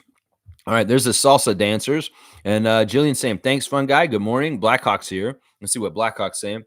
Pascal is the safety valve for Scottie. Scottie can play freely, and Pascal score when needed. Yeah, I like that. In some ways, I like the way Scottie was aggressive with certain ways with his offense. He mixed it up the right levels. He was going inside enough for me to not be upset. If he's too lazy, he's staying outside too much, I'll be upset. But if he's going inside and he's getting paint touches and really high percentage close shots, that is what we want more and more Raptors fans. I'm telling you. Between him doing that, Quickley doing what he does, and RJ, wow. Did you see how he does his little thing in transition where he's just a runaway train and nobody's stopping him? And he gets a lot of and ones and he finishes through contact. It doesn't matter if there's one or two guys in his way. He can get around them and go through them. He did that for Team Canada this summer. And, well, that's a cool thing. In transition, we're scary because all those guys are going to sprint and all of them are finishers. Siakam's a fantastic fast break finisher. Scottie has incredible court vision, and he's also a fantastic finisher. And you got Quickley, who's quickly doing everything quickly. And then you got RJ, who's a runaway train, who you can't. I mean, seriously, this is a problem. If the Raptors go up tempo most of the time, we're going to be scoring like crazy on people. They won't be able to stop us. They seriously won't. There was a really nice play where we had a 3-on-1 break, and it was Siakam, Schroeder, and Scottie. And Scottie just made the right decision, got it to Siakam, and Siakam jammed it up on top of them like that. And I was like, man, look at the way they're running the lanes. In the last couple of years since Tampa, the Raptors just weren't smart enough to even know how to run the lanes correctly with spacing and to make a fast break, a 3-on-1 break successful. I've seen the Raptors screw up a 3-on-1 fast break in the last couple of years of what's been going on with our bench. Wow. Wasn't that nice to see spacing on a 3-on-1 fast break and a very successful huge jam by Pascal Siakam? I love that so much. Carlos saying, I imagine that last open spot is for a backup center. I hope so. It is our biggest glaring need. The depth at center is bad. In fact, Jakob had to be put back in because the defense was so bad near the rim that they were just eating us alive, that we needed that rim protection back. Well, we need Koloko healthy or we need a new player. Something, one of those two's got to happen. Country Kong saying, good morning, Raptors freaks. Lex, that game was so much fun to watch. I'm going to go out on a limb and say that RJ Barrett era has begun. He has untapped potential. OG's strong, but RJ runs through people. There you go, Country Kong. I love it. I'm giving you a dunk. It's good to see you in the 2024. And I agree, man. There's a lot to be enthusiastic about this for sure. Because honestly, RJ is very underrated. And in some ways, I kind of pinch myself. I don't even realize he's on our team completely right now because it's so fresh. And in some ways, it's like a dream. but it's going to be more and more the reality as we go forward. And I agree about this. There's so much stuff that's going to be awesome, and we can call this kind of an RJ era. I don't know. In some ways, it's still the Scottie era, but in some ways, it's a new era, and we got to signify it. It is definitely a new era right now. It's the RJ and Scottie era. I always say that, and we'll put Siakam in there too. MSJ saying Mambo, Jillian, but I could go with the Maple Mambo #9, the dance where you shoulder your partner off the floor. What? You bringing up Mambo #9? What is that, Lou Bega? A little bit of Monica in my life, a little bit of Jillian in my life. Is this what we're doing? Jillian saying, Lex, I like Jakob. I like the way he starts games. Yeah, he's going to have his lumps. He's going to have his pluses and minuses, but can you see the pluses? Please, Raptors fans, can you see Jakob's pluses? They're amazing. You need them. Raymond saying, peace to Jillian. Me and RJ have the same initials, so I felt like it was kind of out there playing on the court. My dream would be to bring Jamal Murray home, too. A lot of people are wanting to collect Team Canada players on Raptors now that we got RJ. Kelly Olynyk could be a good backup center for this team. Bobby Webster. If you could maybe get Kelly Olynyk from the Utah Jazz right now, that would be a nice little backup center addition to our team right now. Monica's saying, saw Casey Bannerman last night. Great things are coming from him. That's good. I hope he's doing great more projects as always. He just had the Haskins jersey came out recently, the Miami player, the rookie. He's got all kinds of great projects always. That sequence stuff that he did with Grady last year. And, well, let's see what 2024 has in store for Casey Bannerman, Raptors creator and fantastic Raptor fan who makes great Raptors products. That's right. Juliet's saying, sounds good to me, Chris. And Country Kong saying, also, the Knicks game was fun to watch, too. At one point, OG and Precious were in the game together. It was basically like a Raptors game. They really love OG down there. He was locking up Cat and Ant. I'm really glad that OG has Precious and vice versa, and Malachi too, as far as them being together in this experience. In some ways, I was worried because OG said after the game, I've never been traded like this, and it's so weird and new. Well, I'm glad that Precious is with him there. In some ways, that's a very good thing because I do worry about OG a little bit, and I do worry about New York City, how they're going to treat him. So you better treat OG right, New York fans and New York press. OG's a special person. He's an awesome person. And he's very, very talented, very, very good. But in some ways, you may get annoyed with him. But in some ways, you're going to love him so much in other ways, too. So just take him as he is, accept him for who he is, and be a good fan to him. That's all I'm asking, New York. All right? All right? Fun guy saying, we are at least need more bigs. Why not bring up Jonte? Yeah, he was dressed yesterday. He didn't get in the game, though. Yeah, I'm okay with this. Convert Jonte. He is an NBA player. He can play for us in that backup center role right now. He could do it. He could have done it last night, but Darko didn't want to do it, I guess. G saying Scottie has so many clutch moments. With experience, he will become so clutch. And the great thing about Scottie's clutch moments are not all going to be shots. They're going to be rebounds. They're going to be a huge block that stops something that would have won the game for the other team. It's going to be all kinds of stuff. In fact, what happened in the game, what he caught the interception at the very end of the game. They tried to do a long pass down court, and who caught the ball? Scottie caught it. And he got the hell of the ball. And I was thinking about, Scottie, you got the game ball. What are you going to do with it? Well, are you going to go give it to Maple Mamba and say, hey, it's your first game as a Raptor, kid? Your dream came true, young RJ. You grew up and you became a Toronto Raptor. You didn't just go watch the games. You didn't just watch Kyle Lowry and DeMar DeRozan and Chris Bosh as a kid. You actually got to become a Raptor one day, and you had your dream fulfilled tonight. What an amazing dream, and it's my dream too, and I'm living it with you, RJ. That's right. That's right. Let's see. MSJ saying, let's see. Or Stargate saying, I have no doubt that Jonte would have been called up. He was there. He was dressed. He did not get to play. He was a DMP. MSJ saying one thing, without Yak, we did not win last night. There's no possible way. Yak is a low key for the team, but a key to many wins nonetheless. I don't understand low key. What does that mean? Now we actually see pick and roll with IQ and Yak. I love the whole thing that he was saying about them talking to each other on the bench, that they're asking each other, well, how do you like it? Well, how do you like it? How do you like it? Well, how do you like it? And it's like they're trying to figure out the connection between them already and talking about it. It's basically, where do you like to catch the ball? How do you like to stand, or where's your spot? How do you want me to pass it to you? How all that kind of stuff. They're working it out. And these guys are pros, they're professionals. And that's part of the reason why they fit really well right away is that they carry themselves like pros. It's like, plug me into the system. It's the same thing for OG. OG carries himself like a pro. He can get plugged in to Tim Thibodeau's system over there in New York, and he will be okay. It's the same thing. RJ and Emmanuel, ultimate professionals, they come in and they get plugged in and they are okay because they understand basketball jargon. They talk about it. They figure it out. They get a little clarifying from different people, and boom, they're able to show up and play right away and start for the Raptors. That's just because they're professionals. They're intelligent and they're wanting and learning, and they're quickly communicating and talking to people like Jakob to figure out where they want the ball. Yeah, Stargate, if he wasn't sick, well, he wasn't sick last night. He showed up and he was dressed. Jonte Porter is over the COVID, obviously.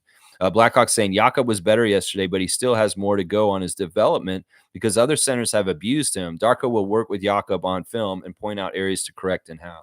Now, I'm going to counterpoint this, Neil, and say that, you look, there's going to be a certain amount of success and failure in every game, in every matchup. And Jakob is going against people like Jokic and Embiid and really, really tough centers sometimes. Like, a lot of the centers in the league are not easy to guard. And if he has a fail in certain ways defensively, well, that's going to be a defensive breakdown, or he's just going to get beat sometimes. And we have to allow for a certain percentage of that. If he's mostly getting stops like he did last night against Allen, that's good. But that's the thing. He's going to get burned sometimes. There's just going to be a part of that. There's going to be a certain percentage of failure that every Raptor fan has to accept. And that in some ways, perfection is not something to try and look for him. It's really, he's doing the really heavy lifting, and he's going to have a mixed result sometimes. And we can't expect him to be absolutely fantastic the whole entire game. He's going to have ugliness, and he will get beat by people sometimes and abused by somebody if they got the matchup. If Jokic is hitting shots and he's killing them, he's killing them. You just can't do anything about that. It's just like any player. It's like Mitchell last night. How do you deal with Mitchell when he shoots like that? You could guard him perfectly, and he will make those tough shots.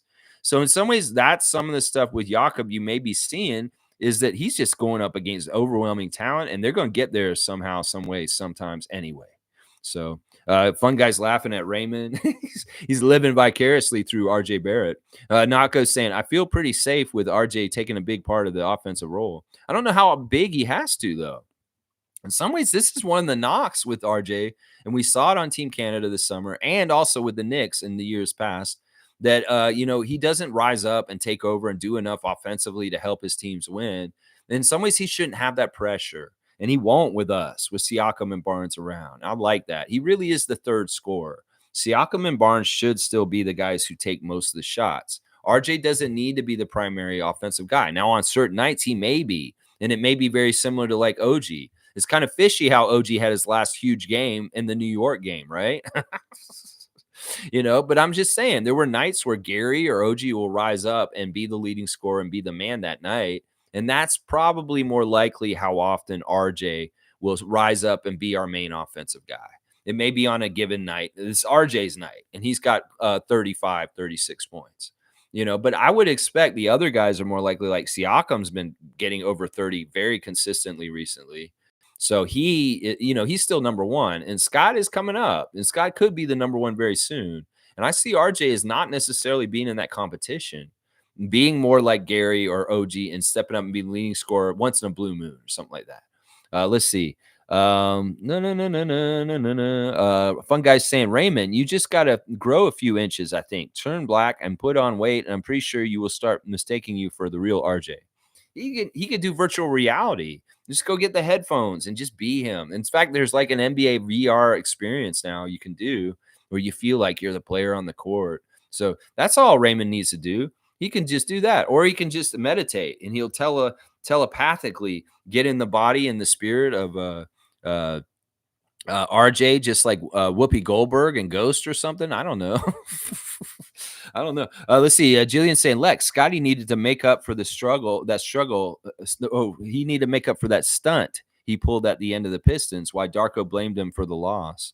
Listen, whatever. If Scottie is hearing anything that anybody's saying, and maybe he heard what Dennis said, and he wants to prove him wrong, and he wanted to show overly that he is connecting. Whatever it is, there was an adjustment made, and I saw it.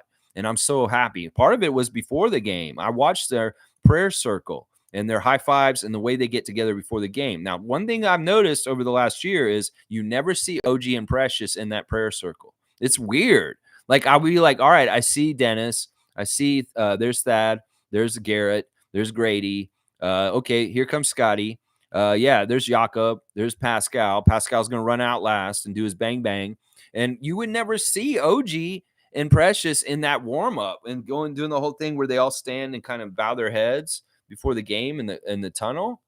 That's weird. Like, I wondered about that. And Precious, the same thing. You would often see those guys show up after everybody came out, and they just kind of came out on their own. Like, they're doing pregame prep where they're kind of in another room and away from other people. I'm just saying that's something I noticed. I've never brought it up before, but in hindsight, thinking about it now, because when I saw the guys in the tunnel before the game, they were all there. All the new guys and the guys, and everybody was there. It was like the whole team was actually in the tunnel doing a group prayer together and all that stuff.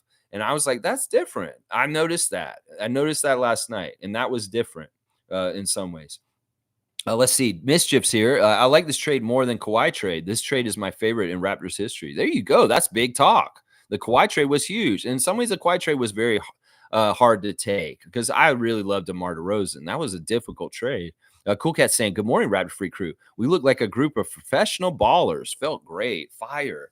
Yes, Cool Cat. Wasn't that nice to feel like you had some like trust in your team, that they would act professional and they play and they were actually playing in a way that, like, you know what? I think they're trying to win. They're going to make this win. I feel like they're capable. I feel like they understand what it takes to win instead of just kind of goofing around. In some ways, last night was the opposite of what we've had for most of the season, getting down by double digits. Well, we put them down by double digits for most of the game and kept them pretty well pushed down until the end. It got a little scary and got a little close, but this is a great opportunity for our coach to show his acumen and his coaching strategies in a close game, managing substitutions, managing the game, and trying to get it to the right side of the win column. And it happened.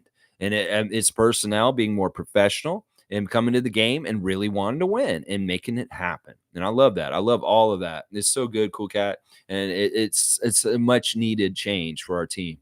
Cowboy saying, everyone smash the like button for the best Raptors content on the planet. I appreciate that, Cowboy. That's a high compliment. I really do appreciate it. I don't know if that's completely true, but I'm just doing what I'm doing. I'm just Lex.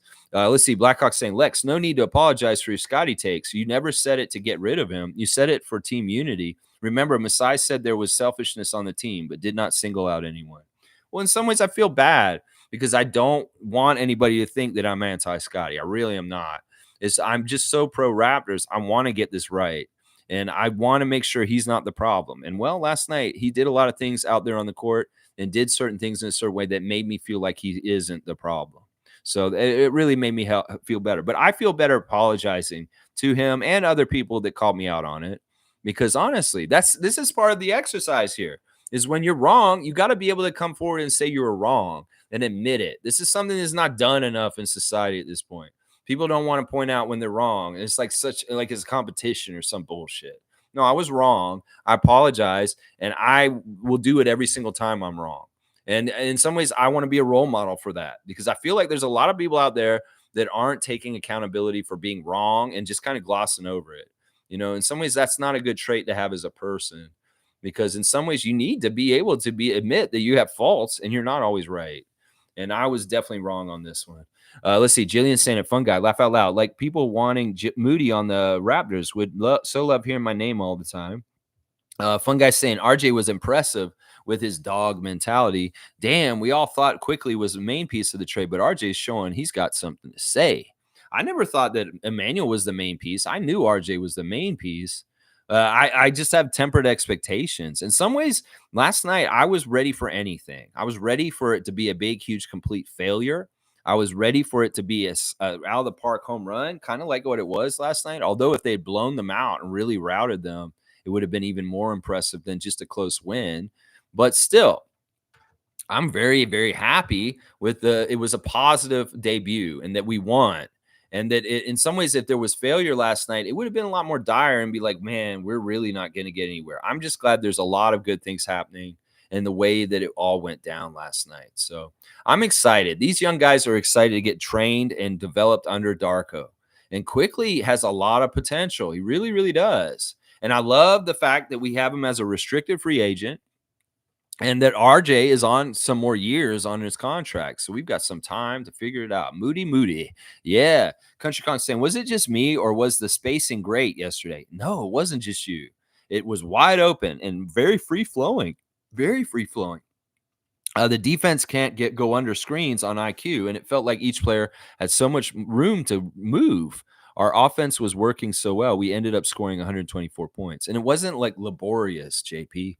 It didn't feel like we were pulling teeth. It felt like we could get the points, and it was like one of the things I liked was there weren't so many possessions on offense where we failed to get anything. We were very, very efficient. In fact, that's the stat that Blake Murphy and Samson Falk are going to need to go look at. Is the efficiency increase after this trade as far as how often we convert on offense versus failure. We're going to convert on offense way more successfully than we did this whole entire season. Now we will going forward. That's a big part of the problem with the Raptors is we get offensive possessions and we just fail. It's a turnover. It's a brick. It's a missed shot. Well, we're going to convert way more on offense now.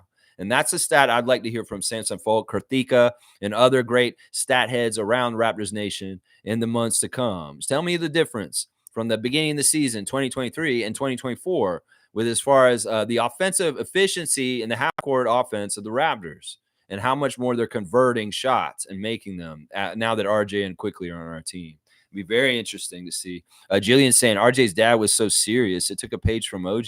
I know. Rowan, in some ways, I was trying to read him at the end of the game because he was like, they won, first of all. And I'm like, he's like, why does he look so pissed? I'm like, what's wrong with you, Rowan Barrett Sr.? In some ways, he may be worried for RJ that this is a lot of pressure for him. In fact, that's what RJ said after the game when he first talked to his family. They want to make sure he's okay with this trade and that this is going to be okay with him. And in some ways, it's not that they're jubilant. They're thinking about him and his well-being and wondering if he's going to be like, is this going to be a good move for you? In some ways, he's maybe skeptical. Maybe he's being a dad first. And he's very much watching for his son in this new situation and making sure it's going to be all right. And maybe he's kind of sussing it out, kind of looking around. You know, he's got a lot of pressure in certain ways, RJ, because in some ways, he's not just a guy from here. He's also the centerpiece and one of the main players on Team Canada also with his dad's program. So, there's all kinds of reasons why RJ's dad may have game face. It could very well be that he's an ultimate competitor. And now that RJ's playing for us, Rowan Barrett Sr. is an even more of a Raptors fan at this point. And hey, his war face, it may just be the face of Wayne Strainer and myself at the game. Yeah, this is good, but we could do better. And it's time to go to work, gentlemen. That's the kind of thing I'm thinking that Rowan Barrett Sr. was showing in his face last night. Great point, Jillian. I love that you brought him up. Kevin's saying RJ has that dog in him, competitive player. Yeah, let's ask Patrick Beverly now. Patrick Beverly, can you do another podcast, please? And could you please answer this question? What is the dog factor on the Raptors at this point? Yeah, motherfucker, you tell me. You tell me Emmanuel Quickley has no... Yeah, you tell me he doesn't. Tell me that RJ Barrett doesn't have that in him that he did at FIBA World Cup for Team Canada at one point. Just like Scottie does. These guys are going to be like Hans and Franz with their pose downs. Yeah, we will pump you up. We're going to be, it's going to be like that. Raptors, RJ and Scottie with their poses. Yeah, it's going to be cool. Shere Khan's here. Good to see Shere Khan, a great Raptor freak. Very much the all-star of Raptors Tonight, always asking the most poignant questions on Raptors Tonight to Randy Urban. Man, Shere Khan, you're the best, man. I love you, man. Good morning, Raptor Freak family. Love OG, a fan fave, but Raps just got better. IQ is a legit star in the making. RJ is the missing wing finisher since the days of D squared. Best thing about this trade is the early timing. I mean, I don't know. Did they really want to do this with the calendar? Did they really want to do this with the Pistons losing streak snapped thing? It's like, listen, how upset are y'all about the Detroit game on Saturday now? How in shambles is Raptors Nation, rest of the NBA? You come in and try to tell us that we should all be depressed and sad because we helped the Detroit Pistons end their streak? I don't think we're that upset. I don't think we're that worked up about it. I don't think we're actually like in our cereal crying. No, we're not. No, we are not. We got new life. And y'all thought we were dead. We're just that zombie and Night of the Living Dead that just keeps putting our arm out the ground and keeps running out and coming after you. You can't stop the Raptors. Y'all want to try and bury our team to the bottom of the standings? Well, we're about to rise up again. We're about to rise up again on the shoulders of Captain Canada and young Scott Wayne Barnes. Yeah, we're coming again. We're coming up. And y'all better get ready. We're coming. Atlanta Division, you're on notice. Next time we play one of y'all, it might be New York. Yeah, we're going to beat you because we need to get a win in the Atlanta Division now because RJ's on our team. That's right. I love it. Fun guy saying, Jillian, RJ's dad had me shook in front of my TV. I felt threatened. No, he's serious. He is serious. I'm like, dude, we just won. What is going on here? What's going on? He's like, man, maybe he can see the future. And he's just like, oh, he's looking into the future with RJ in a Raptor jersey. Maybe see some good stuff. Let's see. Stargate saying, good win last night, but Dennis need to play better on ball defense. For at least 7 to 10 games, he has been getting beat by his man over and over again, putting Yak and Scottie in precarious positions on defense. Well, I mean, this is a tendency of the Raptors has been doing for years under Nick Nurse, is to gamble and go too far to try and get the steal, Gary Trent Jr., and then boom, somebody's got to take up and catch up and trap him and keep trapping, trap. It just collapse. That's what it is, that hurry up defense. Well, in some ways, Gary and Quickley and Dennis, all three of them are going to be gambling to get steals. And they do all the time. And that people get by them. And, well, it is going to be up to people like Jakob and Scottie to be that line of defense after them if they do gamble and they miss. That's part of what Dennis was talking about on Saturday is like, I'm going to have my teammates back. I hope they'll have my back on the court. Meaning if I gamble for a steal, please be there to stop the ball from being laid up behind me. And, that's just part of it. It's going to happen this way, Stargate. It's not necessarily that Dennis is getting beat. It's that sometimes these guys are gambling and they're getting beat for that. And I would say this. We have a way better backcourt defense now with Quickley showing up, and we should see better stuff with this. So it should improve. Jillian saying, hi, country, cool cat, everybody. Good morning. And fun guy saying, Pat Bev going to be shook playing us now with RJ here. Pat Bev didn't play in the last game that we played against the Sixers, partly because of his comments. Nick Nurse is like, oh, I got to keep you out because, you said that stuff about the Raptors at the beginning. They may take a cheap shot at you for your little dog comment. It could be that very well that Beverly, who was healthy, could have played against the Raptors the last time we played the Sixers, but he didn't. No, he didn't. Let's see. Raymond saying, fun guy. I got good feelings for the plans. We got this. I like that. G saying, RJ and Scottie are going to stare down Pat. Bye-bye, little Chihuahua. Cowboy saying, alley-oop, fun guy. So true. I think IQ can keep up with Maxey also. All right, you want to alley-oop to fun guy. Yeah, fun guy deserves some love for, once again, I have to say I'm sorry. I really do. Let's see. Alley-oop to G. All right, now, don't use the whole ball rack, Cowboy. Come on now, John Stockton. You and your assists. Let's see. Cool Cat saying, we have to give grace to young Scottie losing OG. He will snap back soon fully. I didn't feel like he was lingering on that any longer. Cool Cat. I do not feel like Scottie is being affected by OG leaving. I think in some ways he's enthusiastic about new friends. I think he's enthusiastic. This is the one thing Scott cares about the most. He wants to win. And if he feels like this team has a better chance to win and he's enthusiastic about getting to work with these new guys, he's fine. He's overjoyed. And in some ways, he can see the happiness that his friends on the new team are, and he'll feel fine about it. So I don't think this is as big of a deal. I think he's very enthusiastic and excited about the prospect of winning more games now. And that's the most important thing to him right now. Mischief saying, good morning, Jillian, Moody, and the Raptor Freaks. Good morning, yes. And Jillian saying, Dennis has not necessarily conveyed defense in general. Seen him run around in circles around giant guys. He's doing a lot more than you think. Let's just put it that way. He does a lot more than you think in different ways for the team. And some of it's unspoken, just like Jakob stuff.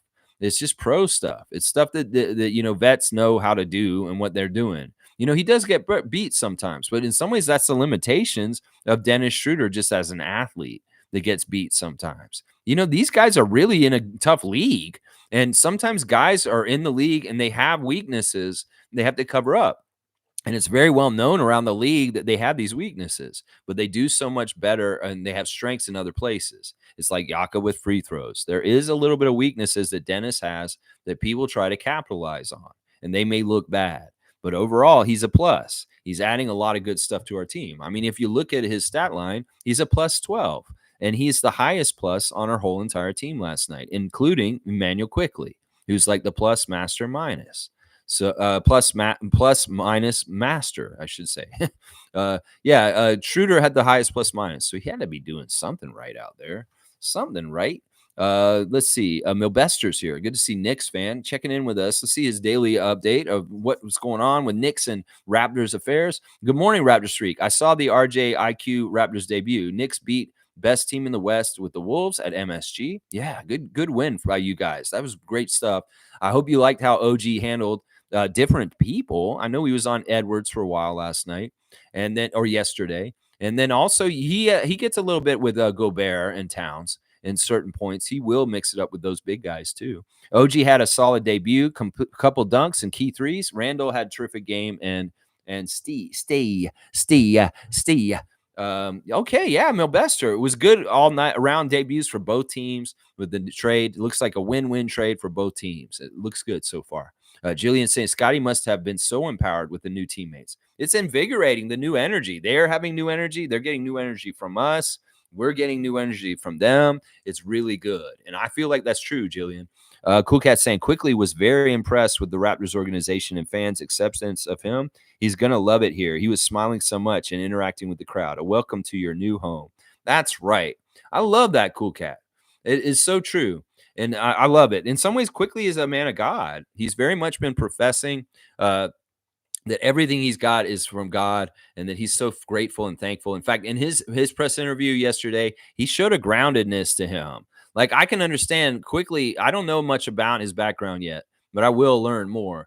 And one of the things I can tell is he has people in his life that have hit rock bottom and have had really hard lives. And one of the things he expressed in his introductory interview was that he has a sense of gratitude of knowing that there's different levels in life of, wow, you could be really bad. You may not have a roof over your head, or you may not have food to eat or money to pay your bills.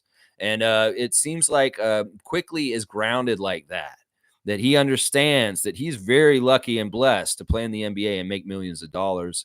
And he doesn't take that for granted. So that kind of personality is good. In some ways, he's grounded and he understands the reality of life, even though he's an NBA superstar and he doesn't live a normal life. And I like that about him. I really do. And I do like the overwhelming presence of more and more players on our team that profess a devotion to Jesus and God. I'm not a religious person myself, but I don't mind that Grady, Marquise, Scottie, RJ, Emmanuel all have a strong faith. Because in some ways that can help an athlete stay dedicated and on the right track and in the right kind of frame of mind and doing the right things for their career. And I think that in some ways they could find a fellowship between the group. If they're going to start doing prayer group or anything like that, I'm not going to be upset. Seriously, I won't be upset if these guys want to take their faith and come together with it, because that can really bond a team in the right ways. Seriously. Okay, Adriana's saying, hey, everybody. And that means that Adriana has made it home. She left the house just before I started my stream. And that's her sign to say it. Hey, Adriana. Milbester's also saying Hartenstein blocked Gobert 3 times in the game. Randall and Hartenstein were great in this game. Anunoby fouled out in the game. Last foul was a controversial call, but overall it was a good game. Yeah, and they gave him a standing ovation. You guys really gave him a good welcome for fouling out. In some ways, that's a great way to make a Knicks debut, is foul out in your first game. No, OG's awesome, and keep enjoying him. Just treat him right at Milbester. That's what I'm going to say. Jillian's saying, Adriana, oh my God, morning. Adriana in the house. That's right. Superfan saying stars of the game for her, Jakob, Scottie, RJ, Pascal, and IQ plus. I always want to put Dennis in there. I wanted to put him in there too. I put the starters in for my 5-2.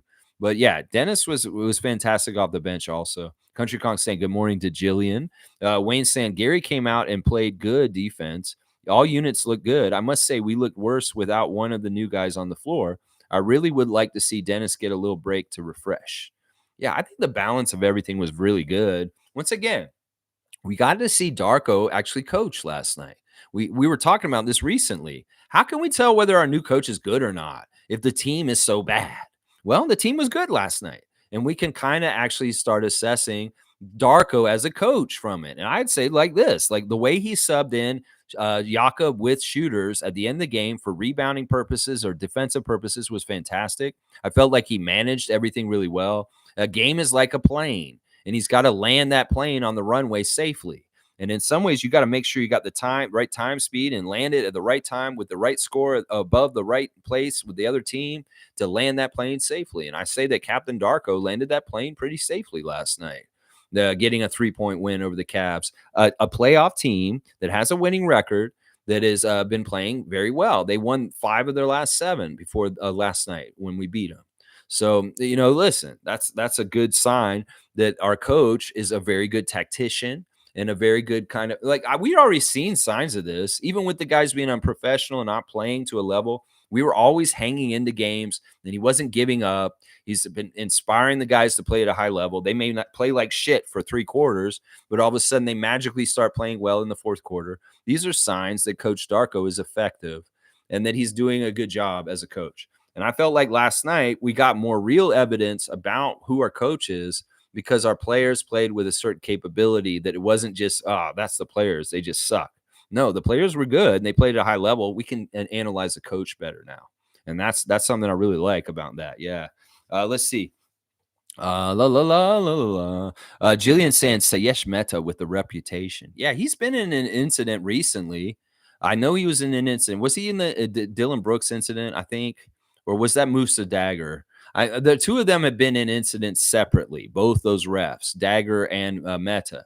But yeah, Mehta is one of the worst refs for the Raptors. And Scottie, if you want to yell at Mehta, do it all day long. I don't care. Yeah, he's somebody you should yell at because he's an awful ref to us. And he was last night. He was trying to be shitty to us. He made a very biased call against us that was wrong, and they overturned it. Cool Cat saying, lastly, welcome home, RJ. It's a beautiful feeling to be home. Others will be coming home to the Raptors after seeing RJ embracing it all. I'd love to see this more and more. I mean, honestly, I really do wonder the factor of RJ playing for home. How much is this going to bring out a desire and a will to him? He keeps saying that he wants to bring us back to 2019. He's saying that he wants us to win. He wants Toronto to win. He wants the fans of Toronto and the city of Toronto to feel the winning. And I love that. I love that. I know that's what he means. That's what it's all about. It's about winning and getting Toronto to be a winning team again. Good morning, Wayne from Jillian, and bonjour, Jillian. Jillian saying, Lex, with respect, let's meet somewhere like Earl's. Mandarin always has some swole food. Mandarin is just to pump them up and eat a lot of food and just get really fat. That's why. Grady, go eat that food at Mandarin, a lot of crab claws, and just put some weight on. Get those muscles on. Maybe we'll get Serge Ibaka to come in and train you as strength coach and get you real strong real soon. And then you can come back and play in the NBA. Yeah, meet up? No, not one planned right now. It's just the 2nd of the new year. We'll get a meetup for this year soon. We'll figure it out. Mobester saying Flynn was out of that game too. Wolves are number 1 in defense in the West and first in the West. Good win for the Knicks. The best Nuggets at home last season, and they were first in the West too. Knicks play Bulls again tomorrow. Okay. Yeah, once again, that's Knicks stuff. MSJ saying, I knew Dick was a weakling, laugh out loud. But to gain the muscle and strength needed is going to take 6 months, at least a year to get his body 100% right for the NBA. I don't know. He's saying it's a couple weeks. We'll see. I don't know. Yeah, that's harsh talk, calling him a weakling. Stargate saying, I know everyone focuses on what players do offensively, scoring mostly, but I am a bit different. I look at defense, one-on-one coverages, switches, recoveries, going over and under screens. Yeah, I mean, I try to keep track of a lot of that stuff too, but it's hard to keep track of everything. And, Scott's doing a lot of interesting stuff. His stuff on defense is getting better and better exponentially, just like on offense. Isaac saying, Dennis was great last night. He just needed help. And Masai brought us dogs for Christmas and New Year's. Team W's for 2024. I think this is one thing about all of them. They want to win. It feels good to win. And, Siakam, Barnes, Schroeder, all of them, it's just a nice feeling. It was like now they feel like they have more of a chance because these guys are coming in and they have that spirit. And, they're reawakening the spirit in them too. And Dennis is, I'm sure he's just happy to have more professional teammates on his team. Let's see. Jillian's saying, yes, Darko has lots of positives to say in reference to his Memphis experience. It's going to be a little bit of homecoming, A little bit of a friendly game. The Naismith Cup, Memphis Grizzlies, Toronto Raptors tomorrow night. It's a classic matchup, Grizzlies versus Raptors, the Naismith Cup. That's right, baby. Let's see. Chris is saying at Cowboy, I feel a new Raps team needed celebration. I like that. Wayne saying Porter was there. We need a few games to cross the Rubicon. Quickley has the demeanor and humility of a well-balanced professional. I like that. Stargate saying we still have issues with keeping the ball in front of us at the point of attack. Quickley was able to do it good last night, but Dennis and RJ were getting cooked by Mitchell and LeVert. Well, in some ways, you got to look at who you're talking about. Is Mitchell. LeVert is interesting. Like I would lay off LeVert and let him shoot outside all day. He can make them, but he's less likely to make them. He's more likely to hurt you down low. And he did have that one nasty posterization of Jakob at one point. LeVert, yeah. All right, let's see. Jillian saying to Chris, yes, Dick will take a while, but Raptors are committed to him. I guess go get around mistakenly snatching him too early, I guess. Let's see. Cool Cat saying when Pascal and Gary is traded, we will get more NBA ready players to complete the retooling process. I think a center, power forward, and some draft picks for our bench. Yeah, I don't see those guys. I don't know about Gary, but I don't want to trade Pascal. Cool Cat, you love Pascal. Why do you want to get him out of Toronto? We want him here. Stargate saying our free throw shooting has been collectively horrible all season. I don't get that. That's something we need to get better at. And honestly, the two guys we got are better three-point free throw shooters. Like RJ is a very good free throw shooter, and so is Emmanuel. So our free throw shooting should improve. I mean, it has been really bad this year, though. Carlos saying Pascal may not be traded. Starting five is looking good. I'm all about that. Julian saying Stargate, Jack always says how much he loves RJ's protection of the ball. Yeah, he is good at not turning the ball over. Wayne saying, Cool Cat, can you control yourself? Pascal stays. Gary's future here is in his own hands. I think Wayne's exactly right.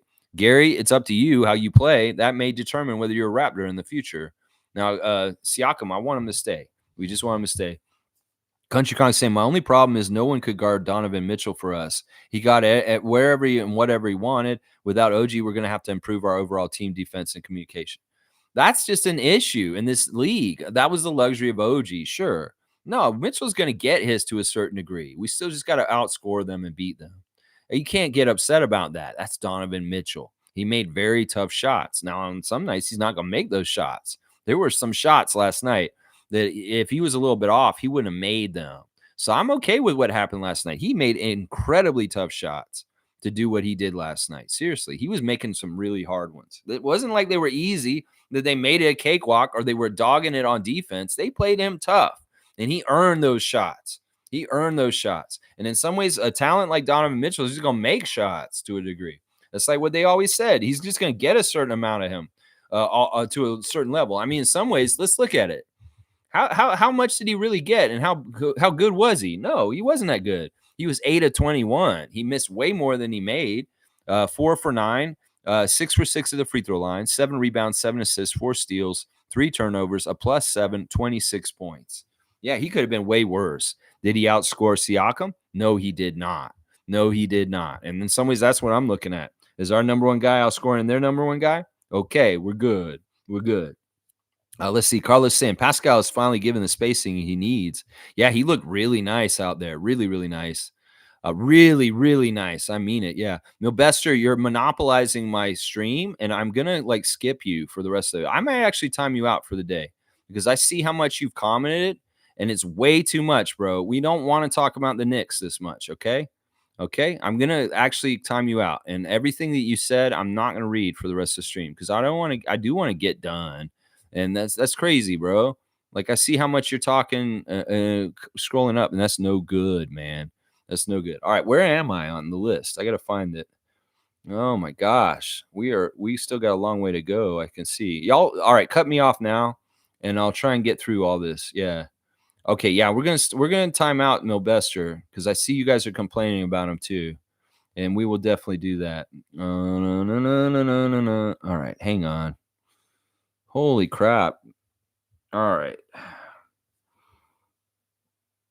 Okay. Wow. You guys really filled it up. Okay, here we go. This is where I'm at. Monique's saying quite the video tribute when OG returns. Yeah, he'll be coming back in March. The first game the Knicks have back in Toronto is in March. We will play him in New York before that, though. Let's see. Stargate saying at Jillian, not last night. Levert is killing him. Okay, if you guys at people, I'm not going to read the comments anymore. Just in the thing, if you go at Cool Cat, that's just discussion for you guys back and forth. So all comments going forward for the rest of the stream. If there's an at somebody else, I'm just going to skip over that. Mugabe's saying, Lex, OG told his agent that he will re-sign with the Knicks for less money. Why couldn't he do that with us? Who cares? It is what it is, Mugabe. We got RJ. If that's the life that OG wants, so be it. I'm not upset about it. He's a Knick for now. So Mischief saying everybody knows IQ is going to play lockdown defense on Raptor killer Tyrese Maxey. That's going to be a fun matchup. When we play Philly, it's going to be a lot more fun to see Quickley go up against Maxey. I'm excited about that. Fun guy saying Precious is going to be a problem for them most games. Laugh out loud. Precious's good games are rare, and even in those good games are due to rebounds and crashing boards. Precious is really bad. Miami fans told us. I don't agree with this at all. Now, I apologized to you earlier, but I'm going to totally disagree with you on this. And I want to say this. You circle around and apologize to Precious and me when he does break through and he plays well. All right? We'll put a pin in that one, fun guy. And remember that one. And if Precious ever gets good, you owe a Chew and I an apology. How about that? Trevor's saying some of my family friends were very upset. Why is New York's Knicks sending two good players to Toronto? They were saying Toronto front office robbed them again. That's the feedback we wanted to hear. Cool Cat saying, seeing Jakob motivated jumping at the rim made me so happy. Yeah, Jakob was playing good last night. Cowboy saying, I agree, Mischief. I think they also why the Raptors picked him up. Kevin saying Masai is getting good value for Pascal if we trade him. I don't think Pascal gets traded for bench players. Atlanta is a good trade partner. Bogdanovich, Hunter, Buffkin is something I would do. I don't want to trade him, Kevin. I really don't. I want to keep Siakam here. We get so much value from him, and he's an important part of our team and our legacy. Jillian's saying, oh, wait, that's an at. Fun guy saying, the thing about Raptors is that we're elite when we are energetic and conditioned well. That's why we were amongst best in the fast breaks. Last night was an energy night with new guys. We had energy. Well, we're going to have to cultivate and have that energy night in, night out. We can't have dead nights. We can't have nights where we're lethargic and we start slow. We got to come out correct every single game and do that. And it's going to be on guys like RJ, Scottie, Pascal, Quickley, Dennis, all these guys to rev up the team and get going in the right way. In some ways, OG's a little bit slow to get going at times. He's very kind of like a clamp and kind of slowing people down. And he's not necessarily the kind of player that kind of speeds the game up. He's trying to slow it down and defend. And the other guys, well, we're going to get up and down the court a lot quicker in some ways. I feel like going forward now. Let's see. Wayne is saying OG will not be missed that much. Freaks playing defense doesn't win games in the current NBA. And this is true. Teams have to make shots and consistently score baskets. Aggression on offense is the NBA now. I think this is so true. And that's why this adjustment to our roster this weekend is going to be very fortuitous and very good and fruitful, because this is the new NBA, and we had to get with the program. In some ways, we could have a Vision 6-9 that's all defensive oriented, but if we can't score, we can't keep up with this new 3-point shooting league. And that's why we needed better firepower at this point. Let's see. Cool Cat saying OG's so influential. He made me watch a full New York Knicks game. I'm happy for him. U.S. media finally addressing him as all defense OG, defensive player of the year coming up for OG soon. Yeah, and when he wins it, we will feel really happy and proud of him from afar. And I won't be upset about him winning it afterwards. In fact, I'll look at it this way. It's a career accolade that he built up to, and he was putting his case in for it on our team for many, many years, and he could have won it already. But him getting it finally will be, in some ways, a nod to the whole entire career that OG's done already. Yeah, Jillian's saying, Lex, I like Precious. He was just inconsistent. That's all. Yeah, I guess that's a fair assessment. He was very inconsistent. Kevin's saying, OG is so overrated. It's crazy. I don't know if he's overrated. I think that he's actually as good as he is, but it's not what people think he is that he's good at. It's really the clamp down.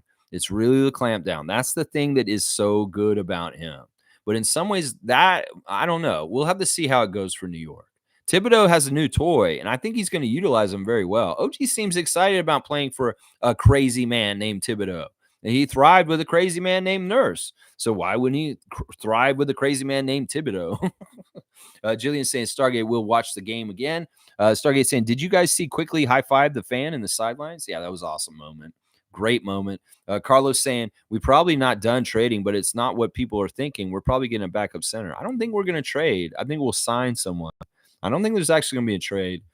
Fun guy saying, nah, Kevin. OG is that guy. He totally changes the complexion of your team with size and defense, and his offensive prowess also, which is much less but impactful. Okay. David, thank you for the super chat. Jillian saying, Lex, before you came this morning, we were just shooting the breeze on here, not trying to over dominate. Cheers. Oh, it's all good. It's just in the future. It's all good. You guys shoot the breeze. Just do what you're going to do. It's just in some ways, especially on a day like today, where I know we're going to go long because there's so much to talk about. I just, in the past, we had a minute limit on this. You couldn't comment but every 5 minutes on here. But I wanted to not have restrictions. But I was also asking people at that time to kind of like, let's make it kind of think about this. You guys are writing stuff that I'm supposed to read. Let's make it, in some ways, you guys help me make the content and the quality of the channel really good by what you write in some ways. Does that make sense, Jillian? In some ways, I want you guys, like Milbester, filling this with Knicks stuff is not helpful. Let's just put it that way. And I don't want to put the time limit on everybody. I'd rather keep it free forum and just everybody can comment whenever they want. But we did do that for a long time where people could only comment every 2 or 5 minutes. We tried different intervals just because it was too much to read for the whole thing. Somebody's short and compact and really just kind of like think about it like it's Raptors Tonight and you guys are writing in questions to the Raptors Tonight people or just interacting with me in certain ways. Because some people were coming in here and they were doing too much like back and forth. Like they were pretty much having their own little show in the comments. And I was like, I can't read this and make this into what I'm doing on the mic. In some ways, it's like, it's a formatting thing. It's kind of content thing. So think about what you're writing. I don't mind y'all saying hello and hi to everybody, but I should skip those comments. And I don't mind like a lot of comments. It's just make them worth it. Make them like meaty, make them, quality in certain ways. That's all I'm asking. That's all. Carlos saying, Jillian's saying first. Yes, Darko said IQ was timid, but likely because he's new. He said, I can't see that guy being timid. That's weird. Are you sure you heard him right? I don't think the word timid is the right word. That's a little weird. I don't think that's a word that should be describing of Quickley. I don't know. I'll have to maybe go back and see. I missed that. Carlos saying Pascal is staying, period. He's putting his foot down. He's saying he's just staying, period. That's that.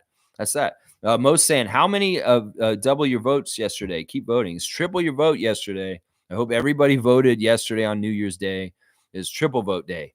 Dana saying, Ellen just uploaded a video on the Travis Scott concert. Cool. Joel did one the other day, and now Ellen has one. That's good. Josh is here. Good to see Josh Monroe. IQ and RJ weren't afraid of the moment, came in and showed they will help this team in different ways and are already giving a spark that was missing. Boom. That's right, Josh Monroe. There's a lot of intangibles. There's winning ways. There's dog factors. There's clutch factors. There's, good habit factors. There's a special synergy Canada factor. There's a new Tyrese Maxey type player factor on our team. There's a lot of different little X factors on this team now that we have these two new guys. Milbester saying, I have a very good question for you, Raptor Streak. Knowing RJ's under contract for a couple more seasons, you guys think he'll resign quickly in free agency? He's going to want a lot of money. I know, and this may be part of the reason why y'all traded him to us. Because he may not be totally a chunk of money that you guys can put up for him in your situation in New York. I have a good feeling, yeah. This is the thing. Masai and Bobby don't acquire people just for rentals. They like to invest in them and have them around. This is part of the reason why they don't make a lot of trades. So if they signaled out, Quickley was somebody they very much wanted to have on our team. They are going to invest in him. He's a restricted free agent. I fully expect them to sign him, and he will be on our team next season also. We'll have to see, though, how this season goes. Of course, that's just one game. We have a lot more games to play this season. We'll have to see how it all goes. And if it is a good fit overall, I fully expect them to invest in him this offseason. I think they will. Let's see. Fun guy saying the Siakam trade is due to factors like contract and what you could get in return. There's not always bad intent with wanting a trade. And me, I'm 50-50 with new additions. Siakam could be a complete piece. That's what I'm saying. I don't know. In some ways, Bobby and Masai know much better, and they're going to do what they're going to do. I lean towards keep Siakam on this team. That's where I lean towards at this point. Let's see. Milbester saying Knicks didn't get to extend his contract in the offseason because he wanted more money and they didn't have cap space. That's why they traded him now before letting him walk for nothing. Yeah, that makes a lot of sense. Carlos saying, yeah, we will be signing IQ. He's an RFA, and he will be the lead guard of the future. I agree with that. And I think that Scottie and Quickley is a great combo. And I think Scottie's going to like playing with Emmanuel a lot. Nako's saying, I don't want to trade Pascal unless we're getting a better offensive player right now. Yeah, I can get behind that. Milbester saying, OG is a free agent this season too, but his agent is the son of Leon Rose. And they said OG was willing to take a small pay cut and re-sign with the Knicks due to a little bit of cap space they have. There you go. It was all set up. It was all in cahoots. It was all figured out. Jillian saying, yes, Milbester. IQ would have walked from the Knicks, so Raps are prepared with money. There you go. Jillian is right. Carlos saying, Masai's MO is to trade for a player and sign them long-term. Exactly. That's what I just said, actually. Milbester saying OG is CAA player, and the Knicks have players who are from CAA. CAA stands for New York Knicks at this point. David saying, why trade Pascal? We can win now. That trade changed a lot for us. As good as OG is, seems like wasn't the best fit. Yeah. Thank you, David, once again for the super chat. And I completely agree with you, David. Completely. Nako's saying, finding a team that works under Scottie is a top priority. I'd be real happy if we had a competitive playoff series. There we go. I mean, RJ looks like a good a personality to be around him. I think Emmanuel's a person he's very much going to respect and like. In some ways, Scottie just wants the right kind of pieces and roles around him. He loves having Jakob on the team because he's a big man that he needs. He loves having a RJ Barrett around to hopefully do some of the stuff that helps in winning ways. Emmanuel Quickley, another addition. So that's the thing. Scottie wants pieces around him that show that the front office is astute and they're building good stuff around him that works, that he will cause them to win more. Yeah, OG's price is always going to be high. That's right. But we'll see what it is because the CAA, yeah, friendly. Mugabe saying would be bad luck not paying Siakam because other young upcoming stars look and see how the Raptors treat their star player when they're in their prime. Yeah, we'll have to see. Cool Cat saying RJ is a number 3 draft pick. That's another elite player. Another elite player is our Maxi. Yeah, Cool Cat. That's right. Let's get hype. Country Kong saying, Lex, I have a theory about RJ. In New York, they did not have good spacing. His career, he's had to play with Randall and Mitchell Robinson. I think the Raps have more talented players who will help him score. I think that's true, Country Kong. I think in some ways the fit of him instead of OG is actually what's opened up things. And I think there's a certain level of IQ, intelligence about RJ and when to pick his spots and how to be and where and what. And in some ways, I don't know if they're going to work better together, everybody. I don't know. In some ways, I feel like these guys are working on another level, if that makes sense. Let's see. Milbester saying the Knicks cleared cap space. Okay. Wayne saying defensive stops and offensive moves is allowed by referees when players' chests are the focal point. Any other part of the body they call fouls. Skinny players are a detriment to those scenarios. I could see that logic in what you're saying. Let's see. I'm not going to read about Fournier. Jillian's saying IQ also was let go because they were expecting him to want more money. Fred walked last year for more money. Dana's saying OG was probably part of the toxic, unfortunately. I think he was. I think it's not necessarily himself. It's the whole situation around him that just made it toxic. And just kind of like, all right, just get this over with. Get him out of here, Bobby. Because in some ways, he's dragging everybody down. Let's see. Mo's saying it was definitely a different feeling. She's confirming that there was a different feeling in the building last night. Let's see. Mugabe is saying something about Pascal's his resume, and he's worth every penny. Carlos saying Indiana probably regrets not getting OG. I don't think they were going to be able to. I think that his agent really made it. There's only one place OG's going. Only one place. That's it. Yeah. Let's hope Siakam stays. OG would have been a great pickup for the Pacers. Yeah, he would have. Mugabe is saying that Jillian IQ is not on the Pascal level, so it's different. All right, y'all are doing a lot of back and forth. And yeah, I get this. Stargate saying, "I'll do respect. This Knicks talk is annoying, bro. This is a Raptors channel, so coming in here with overabundance of Knicks info is pointless. We don't care." With respect, Mugabe saying, "Anywhere Pascal goes, he's gonna cook and be great." I agree with that. Stillman saying, "RJ being on the Knicks previously, I didn't get to see him play much, but seeing him bully his way to the rim for easy layups was very impressive. He's so strong and got dog in him big time. He's doing a lot of this stuff for FIBA." And man, I love it. I love it. I was wondering if he's going to do more low post stuff or just settle for outside. But no, he was. I love the transition bullying he was doing.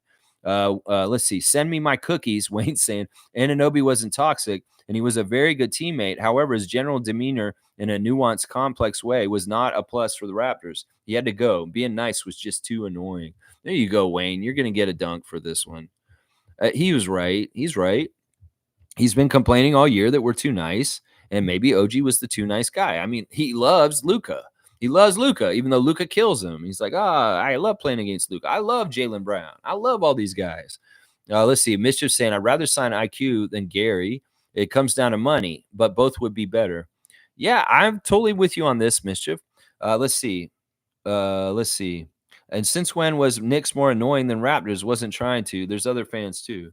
Yeah, but this is a strictly Raptors channel. This is not an NBA channel, Milbester. I don't cover the whole entire NBA. I have a very focus, very, very, very shrinking focus on just the Raptors. And you're putting me in Knicks space too much. And that's not what we're doing here. That's not what we're doing here. This is a Raptor space. And he's right. In some ways, we don't mind talking about OG. We don't mind talking about Precious and Malachi, but we are not going to talk about Evan Fournier. We're not going to talk about Isaiah Hartenstein. We're not going to talk about the rest of your team. We don't give a shit about it. We're going to talk about them when we play y'all, but otherwise, we don't want to be up to date on everything about. This is not Knicks Freak. This is Raptors Freak, and that's that. It's not an NBA channel. This is a Toronto Raptors channel, and that's just the facts, bro. That's it. Country Kong saying RJ has the ability to run over people, not the way OG did that results in an offensive foul turnovers. RJ is like running back. He tucks the ball away and bulldozes weaker defenders with LeBron James. The thing I like about it is he's got a mix of physical and like quick on his feet, so you can kind of slink through. It's kind of like he does similar stuff to Siakam, but there's a little bit more physicality in contact. But he still finds ways to get in that wedge in between defenders and find daylight and get somewhere there. And I love the fact that much like Siakam, he can finish and ones and get an extra point. So he can get three the old-fashioned way.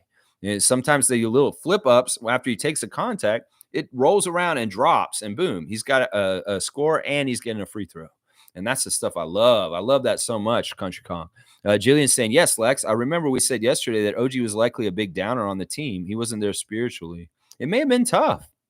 Maybe in some ways they didn't want to upset OG by being a certain way.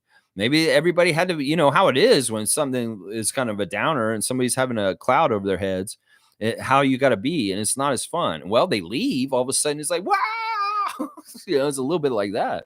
Let's see. Milbester, I do welcome all 30 NBA teams' fan bases, and it is more than Raptors. But I'm going to tell you this right now, Milbester, your team gets overcovered by the NBA. Your team is so scrutinized, and you have people in New York that are doing the same thing I'm doing. Well, we don't have a lot of this for our team. So we don't talk about other teams. We don't give a shit about the other 29 teams for the most part. We really do only care about the Raptors. So this is not an NBA channel. Just once again, there's other Raptors content makers that are all NBA. I'm not one of them. I'm very much just the Raptors. And I want other fans of other teams to come in and interact with us. But the focus here is always just the Raptors, just so you know. It's just the Raptors. That's right. Let's see. Reference a pin dropped, a massive buzz in the city. That's what that means? Okay. Thank you, Mo. You're teaching me. So pin drop means a massive buzz. That's what it is. Okay. I like that. And Wayne's all about what Stargate said to Milbester also. Blackhawk saying, sorry, Lex, but Zach is not fast enough for this team. He has hype, but he's going to need more than being a Canadian to join. Well, this is the big knock, is he's too slow to be in the NBA. But I don't think that's true. In fact, Zach, and part of the reason why he didn't go into the draft last year was because he's working on his game at Purdue this year to be a little quicker and nimbler on his feet. He's heard the criticism, and he's taken it to heart. And in some ways, he's trying to up his quickness in different ways with his skill set. So don't count Zach out. He's that kind of competitor. And at that height and the different ways he can do it, there may be ways to figure out how to put him on an NBA team still. And if it's a 31 pick in a draft in the second round, first pick in the second round, I would maybe do that if he's not already off the board this year. Seriously, I would maybe do that. I'm just saying. Let's see. It's not that it's just that you post a lot. And once again, the percentage here should be maybe like 2% Knicks talk and 98% Raptors talk. That's right. And I can't stand any fan coming in and doing this. Like if if a Philly fan comes in and talks to us, we talk about it where we're meeting at the edge. Like this trade. We can talk about the trade, Milbester, but I don't give a shit about your finances with the Knicks. I don't care what Thibodeau's decided to do with the defense. I don't need an update on whether y'all won your games or not. I don't give a shit if y'all won your game or not. I want us to win, and I'm caring about us. I cover so much about the Raptors. It's all Raptors, baby.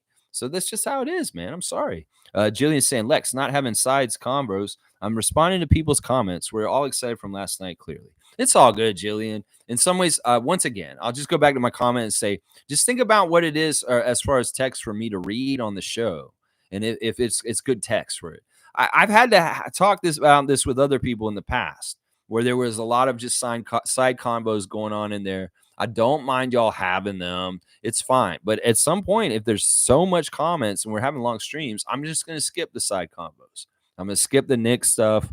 I'm going to skip some of the stuff that's just extraneous and it's not really good content. Let's just put it that way. Let's see. Paul's saying 60 people watching. Give Raptor Streak a like, folks. Trust in Messiah. Yeah, I'm getting a bump. I think the microphone's helping.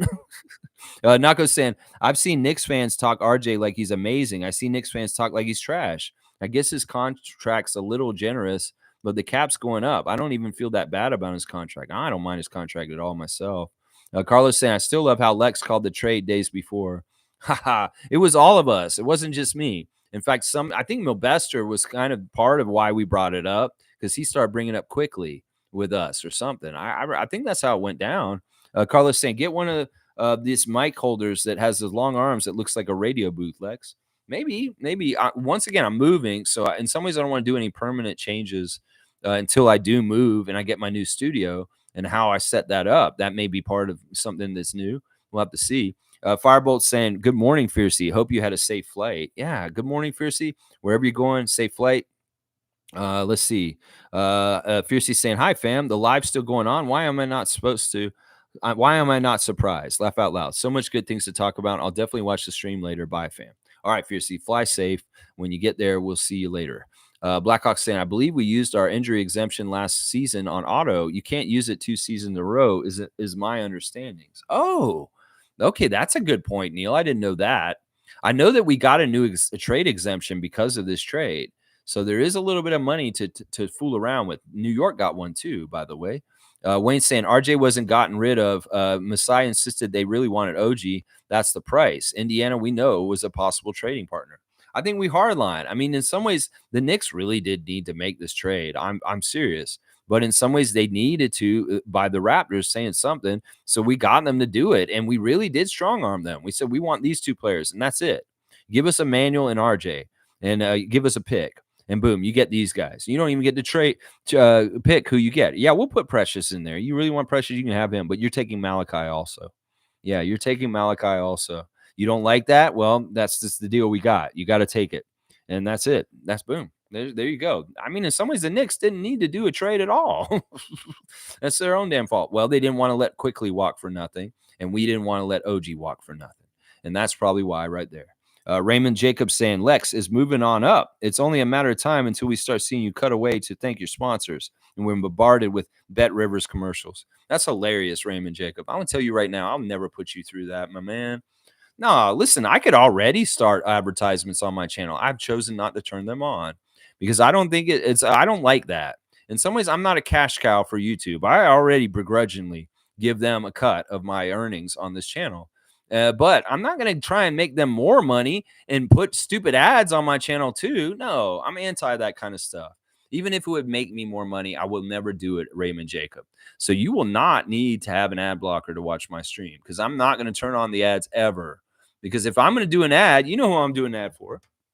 I'm doing an ad for Cowboy and Tada Services. That's who I'm doing an ad for. I'm doing an ad for Omari Parsons, realtor. I'm doing ads for y'all, Kenrick Chronic Art James, tattoo artist downtown. No, you ain't gonna get me playing ads on you. So don't worry about that, Raymond Jacob. In some ways, I'm anti that. I don't like watching YouTube to have that happen to me. Why would I do that to you, man? That's right. Carlos saying, have a safe flight to Fiercey.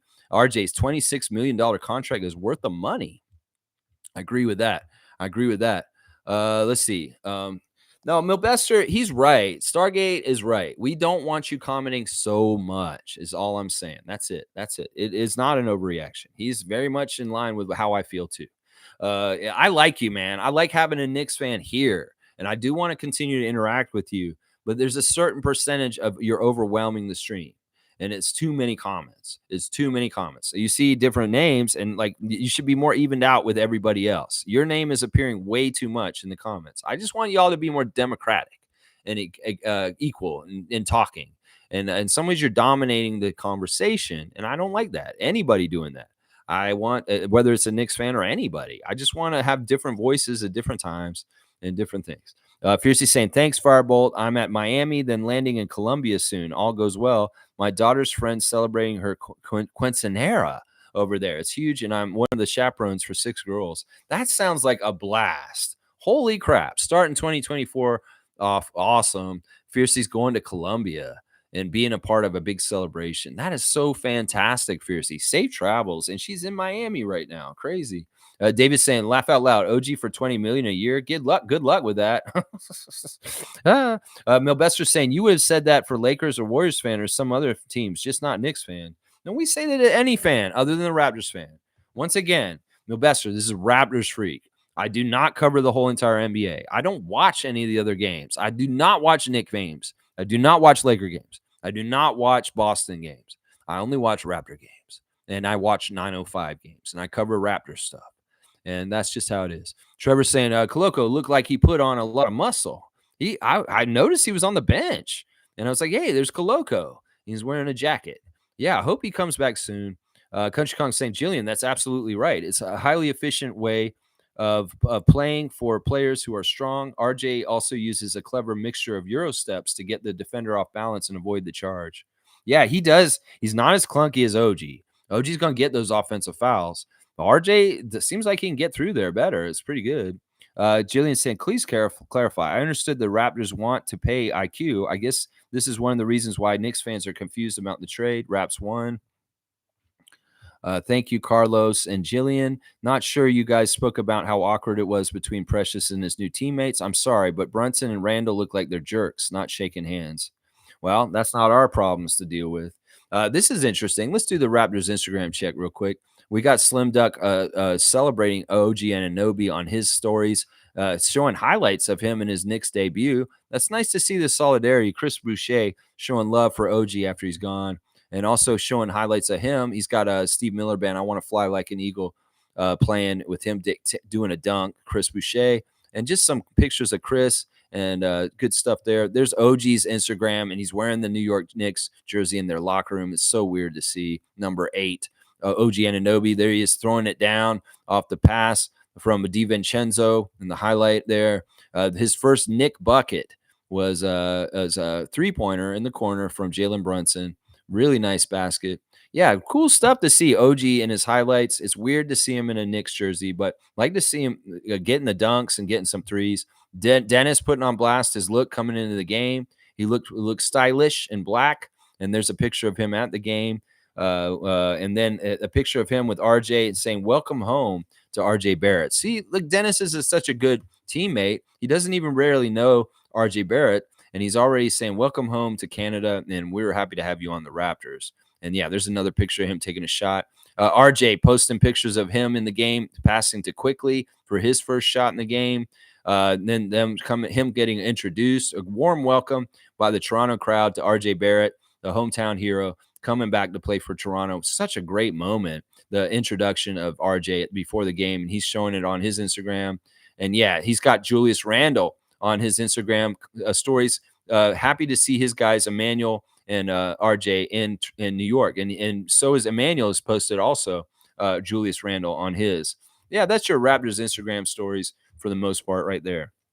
Julius Randle celebrating the new guys on our team, and he's obviously going to miss them. Obviously going to miss them. Yeah, I don't know. I don't know about the coldness that the existing Knicks might have to the oddballs coming from our team, because they are a little bit oddballs. Seriously, let's just put it that way. OG's an oddball. Precious is cool. I like Precious. I don't understand why people wouldn't like Precious. And Malachi, yeah, he's Malachi. Yeah. Milvester saying Jillian IQ wants $100 million. Knicks have no cap space. They tried expanding his contract in the offseason. He declined the offer. Other teams have more money to get him as well. Well, we'll see. Restricted free agent. We'll see what Bobby and Masai decide. They got some money to deal with. I don't know the Raptors cap space situation, and OG is in free agency year. Yeah, we'll have to see. If Quickley wants more money and to go to a playoff team, he'll probably leave Toronto. Well, we are a playoff team, Milvester, and you can get a strike for that. Man, you need to watch out, bro. You're not doing well today. And in some ways, it's partly because your trade didn't go too well either. Now, we have him as a restricted free agent. If Masai and Bobby covet him, they're going to sign him down. And it sounds like Quickley does want to stay. So, you need to watch out. Seriously, bro. 100 million, that's over a bunch of years, not for 1 year. We'll see how many years that's for. Yeah. Yeah. And look, Wayne's saying, get out of here with that nonsense. See, you've angered Wayne Strainer. And that's going to be a problem. I'm going to tell you that right now. And we'll see what happens with the next comment. Blackhawk saying issues exist on teams all the time. We're just not to hear about it. That's why Masai summed it up as selfishness. There you go. I like that. G saying IQ is a restricted free agent. All Toronto has to do is match the offers and retain him. He is not unrestricted free agent like Fred was. There you go. Carlos saying, Milvester, stop spreading lies. IQ wants to be a lead guard. No playoff team is offering that. We are going to be a playoff team very shortly. In fact, we may change into a playoff team very soon, and the rest of the NBA is going to realize it. Yeah. Quickley could be $100 million man. I could say that. Let's see. Monique, what are you doing? You're deleting him. She's like getting him out already. Let me see. All right, let me see. Why would I make it up? I'm a Knicks fan, and we had Quickley for 4 years. Quickley wants $20 million a year, $100 million contract to be a starter, and he's a six man. He's not a six man anymore. He's about to be a starter. And if he wants $20 million a year for 5 years, I'll pay him that. I have no problem paying that. That's not a problem for me. If Bobby and Masai have that money and they were willing to invest him for a point guard for our future, I would say $100 million for 5 years is fair, and we will do that tomorrow. So I don't see any problem here, Milvester. If you're sad because Quickley is on our team, and you don't want him here all of a sudden, you're trying to make a destination to get him not to be on our team, well, you're going to be sadly mistaken. Because Masai and Bobby, once again, when they trade to get somebody, they plan to keep them. It's not like they got him just to like have him for the rest of this year and that's it. No, they're going to invest in him in the offseason. This is part of the plan. They're thinking ahead. So I could see if he wants $20 million a year for 5 years, Bobby will give him that. Watch. He will. I'd give him that. I would. Yeah. Let's see. Carlos saying probably a higher percentage of OG leaving the Knicks as he wants a more offensive role. No, I think it's set in stone that OG's going to stick with them, and he's made his bed. He's got a lie in it. So I don't see that. And she's had enough. She's Xing you out, Milvester. She's had enough. You've angered the super fan. MSJ saying $100 million. IQ has not done enough in the NBA for that money to be talked on. He wants to be a starting point guard, and he's got that. I don't mind paying him that on the promise. I think $20 million, if we get him on that contract and we get him locked down on that rate, he's going to be way worth it in like 3 years from now. So yeah, let's not get it twisted here, y'all. The cap is going up, money's going up, and $20 million for a player like Emmanuel Quickley is fine with me. We're gonna pay $20 million to Jakob Poeltl. I'll pay $20 million to Emmanuel Quickley. I have no problem with that. Yeah. Blackhawks saying the surprise last night was seeing Jakob getting a fast break. You know, Jakob's aggression on dunking is awesome. He truly is an Austrian hammer. You see him flying through and he's just like, ah. And it's like whenever he does something off Dennis and he does some sort of weird looping like layup, I like calling it Matterhorn for some reason. Matterhorn. I don't know why. He's just sweeping lane moves where he makes them. And I'm like, awesome. I love seeing that. I want to call it like Fugelhorn or Matterhorn or something like that. When Jakob's making his layups or driving through the lane. MSJ saying 100 million. Oh, yeah, I already read that. Country Conk saying, Lex, I know we don't want to discuss New York, but I believe some of the additional viewers since the trade happened are Knicks fans. Maybe let's humor them a little bit until the new arrivals set in. No, I don't care about that. No, we're not changing the content to fit Knicks Nation. No, fuck that. I don't have the knowledge base to talk about the Knicks correctly anyway. I don't mind opining about the Knicks, like thinking about old players like Anthony Mason and Charles Oakley, Chris Childs, Patrick Ewing. I'll talk about old Knicks stuff with them, but I'm not talking about current Knicks stuff. They're our enemy. They're an Atlantic Division rival. And in some ways, I have no reason to talk about them. I'm not interested in them. So once again, this is not general NBA channel. This is a Toronto Raptors channel. And even if I have new viewers, partly because of the New York Knicks trade that we just did, I'm sorry. But if you want to hear about Raptors stuff, that's what you can get here. But it's not going to be a Knicks channel. It's never, ever going to be a Knicks channel. I'm sorry, y'all. Let's see. Cool Cat saying, I really love that Pascal and Scottie took ownership of the ball in the last few minutes and they orchestrated their two-man game. I saw Pascal screen for Scottie's fourth quarter takeover. Yeah. There's a lot of good intertwining and connection and teamwork. And I'm hoping we're going to see more of it with the new guys with them integrated too. I'm totally into that.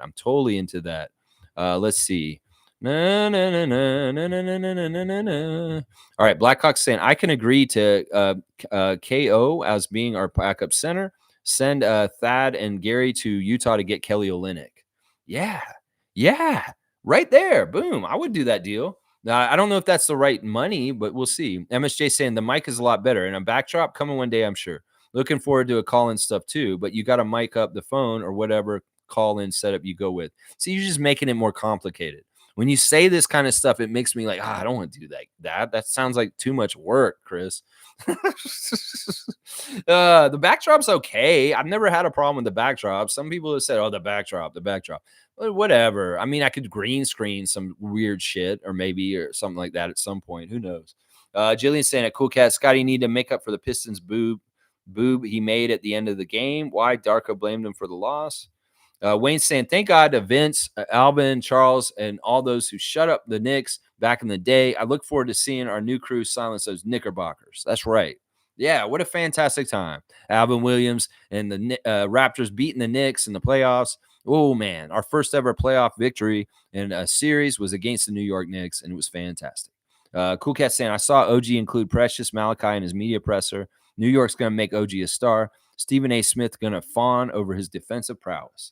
Yeah, I'm glad he brought them up for sure. And they are going to help him make the transition easier. Milbester, we have a lot of expiring contracts. Gary Trent, Chris Boucher, Otto Porter, Thad Young, Garrett Temple. We have a lot of money. Yeah, we do. We do got a lot of flexibility this upcoming offseason, and we just going to want to figure it out. You wanted Gary Trent instead of Malachi? Too bad. We said, no, you're going to get Flynn. Sorry. You have to take Flynn. That's what Bobby said. They made you take Flynn. You say, well, you can only do this deal if you take him. And no, you don't get Trent. I'm sorry. That's not how it is. It was, we know that you didn't want Malachi. You wanted Gary. It's too bad. Maple Mamba is not it. Yes, Kobe, but it sounds sappy. Well, once again, we don't make this up. I know, Chris, you've been brainstorming like crazy, putting a lot of brain thought into nicknames for Scottie this week. I think we just need to let this nickname stuff just happen naturally and stop worrying about it so much. Wayne saying, Milbester, we unloaded Flynn because he's non-productive. Don't you read, youngster? We didn't want him. Now he's your problem, man. That's right. It's kind of like getting the dummy prize, the booby prize, the one you don't want, and you got to take it home, and it's at your house now. Let's see. A dunk for MSJ. All right, we'll give him a dunk, Nako. Nako's calling out a dunk. I don't often see Nako calling out a dunk. That's special. So Chris has 3 dunks now already in the new year. Yeah, I'm going to have to see who's going to be the leading scorer here. All right, let's see. Carlos saying, Mel, the Knicks would not have had to give up more for Gary. Trades work that way. Yep. All right. We want Brunson for Gary. All right. Let's keep going. All right. I'm going to skip over a lot of the heavy Milbester part at this point because honestly, it's too heavy with Nick stuff. Pretty fair. Brunson for Gary. Yeah, we'll do that. And Jakob said, how do you like it? And Quickley said, how do you like it? That is a pretty funny statement. When I was saying that to Adriana, she was like, what are they talking about? Nako's saying 2 rotation players was always the ask for OG. Knicks probably included the pick because Knicks need Precious for a backup. Raptors are going to pay IQ before Gary. Dennis is an upper echelon bench guard. There you go. I like everything that Nako's saying right here. I'm going to give him a straight up dunk.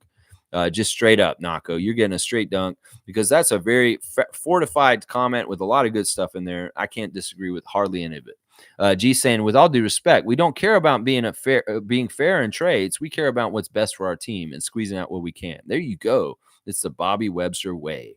There you go. Good job, G. Good job. Yeah.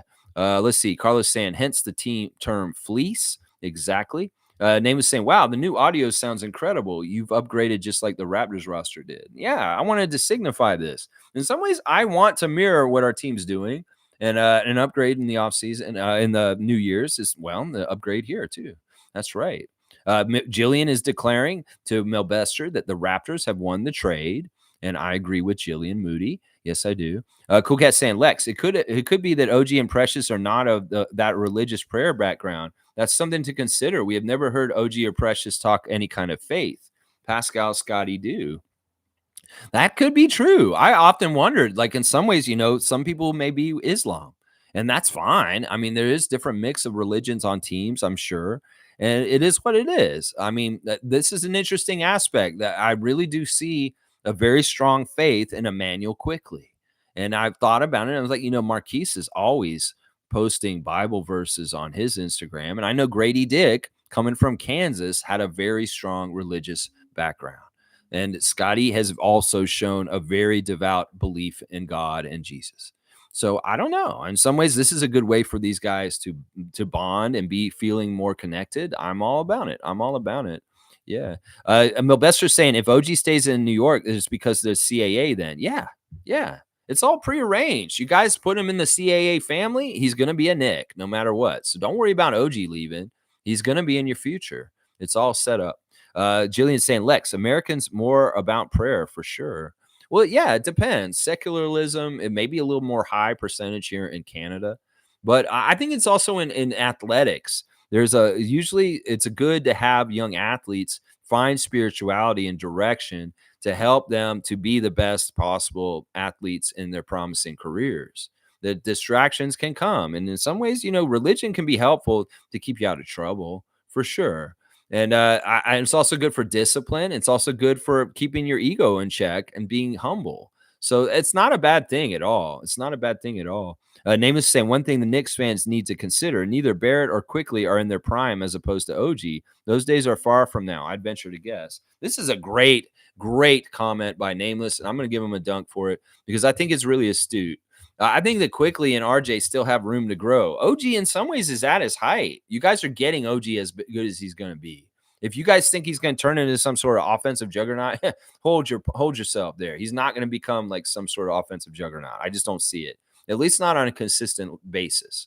There may be a night where he blows up and he has like almost 40 points on a singular night, but you can't expect that from him night in, night out. You just can't.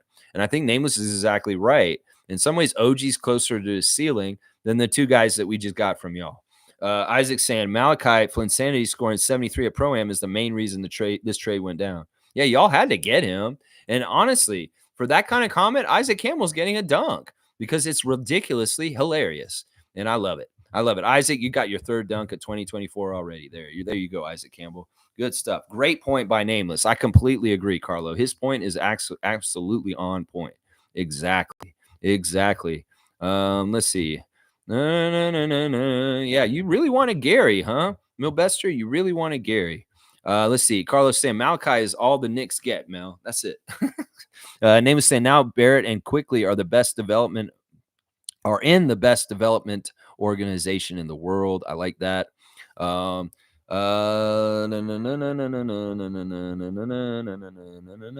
me just find a good place to jump back in the comments because I'm kind of just getting around all this Knicks stuff for right now. Mugabe saying, Lex, RJ's dad knows that the fan base have some toxic fans. Well, RJ's so likable, and because he's Canadian, he's from Toronto, I think we're going to protect him a little bit better. Think about Delano. Delano is very well liked and popular no matter what. And I think this is going to be the same for him. In fact, RJ is very good with the press already. A lot of the people in the press really love him, and they're going to talk glowingly about him. In fact, he makes their jobs easier. They can write all kinds of great Canadian-oriented content at pieces because RJ's on our team now. So I think that people are going to be very nice to him, Mugabe. I don't think that we're going to worry about some of the things he went through in New York are not going to happen here. Let's just put it that way. Let's see. Jillian's saying, okay, yeah, you're talking to Milbester, so I'm going to skip that. Name is saying OG will be in the decline in 3 years due to his play style, very taxing on his body, while RJ and Quickley will go up, up, and up. There you go, Nameless. There you go. He's just rubbing it in. I love it. Let's see. Jillian saying, yeah, it's an at. Nameless saying New York will not even recognize RJ or IQ in 3 years. Mark my words. He's really going after him. Country Kong saying, Lex, we got lucky. Masai made the trade when we did. The U.S. media let us off the hook. The NBA official highlights of the game started out by saying the Raptors were undermanned. We dodged a bullet. I don't know if we're lucky. I think this is an astute move by them, and it is very well calculated in timing. We'll see what happens and continuing to get more results from how the team does going forward. Whether we win more games than we lose, these are going to be important things to watch, and this road trip is going to be a great first test. We get out there and we can win majority of our games on the West Coast road trip. Well, that's a good sign. That's a good sign. Let's see. Mischief saying Raptors listening to this chat when they're practicing. I hope not. This is a pretty disorganized chat today. Let's see. Cool Cat saying, Lex, I love your image of Pascal shaking hands with Quickley, the young vet welcoming on the stage of the Raptors world. Iconic photo. Yeah, I love that picture too, to see it. They used it a lot for all kinds of things last night. Yeah, I mean, it's signifying the old and the new and meeting together and hopefully staying together for a long time. Siakam, don't get traded. Please don't get traded. Sign the extension. Stay with us. Please, please, please, please. Please just stay with us. Let's see. All right, you guys are still talking to Milbester. I'm going to drink water because Jillian said that, and I'm over half an hour over time already.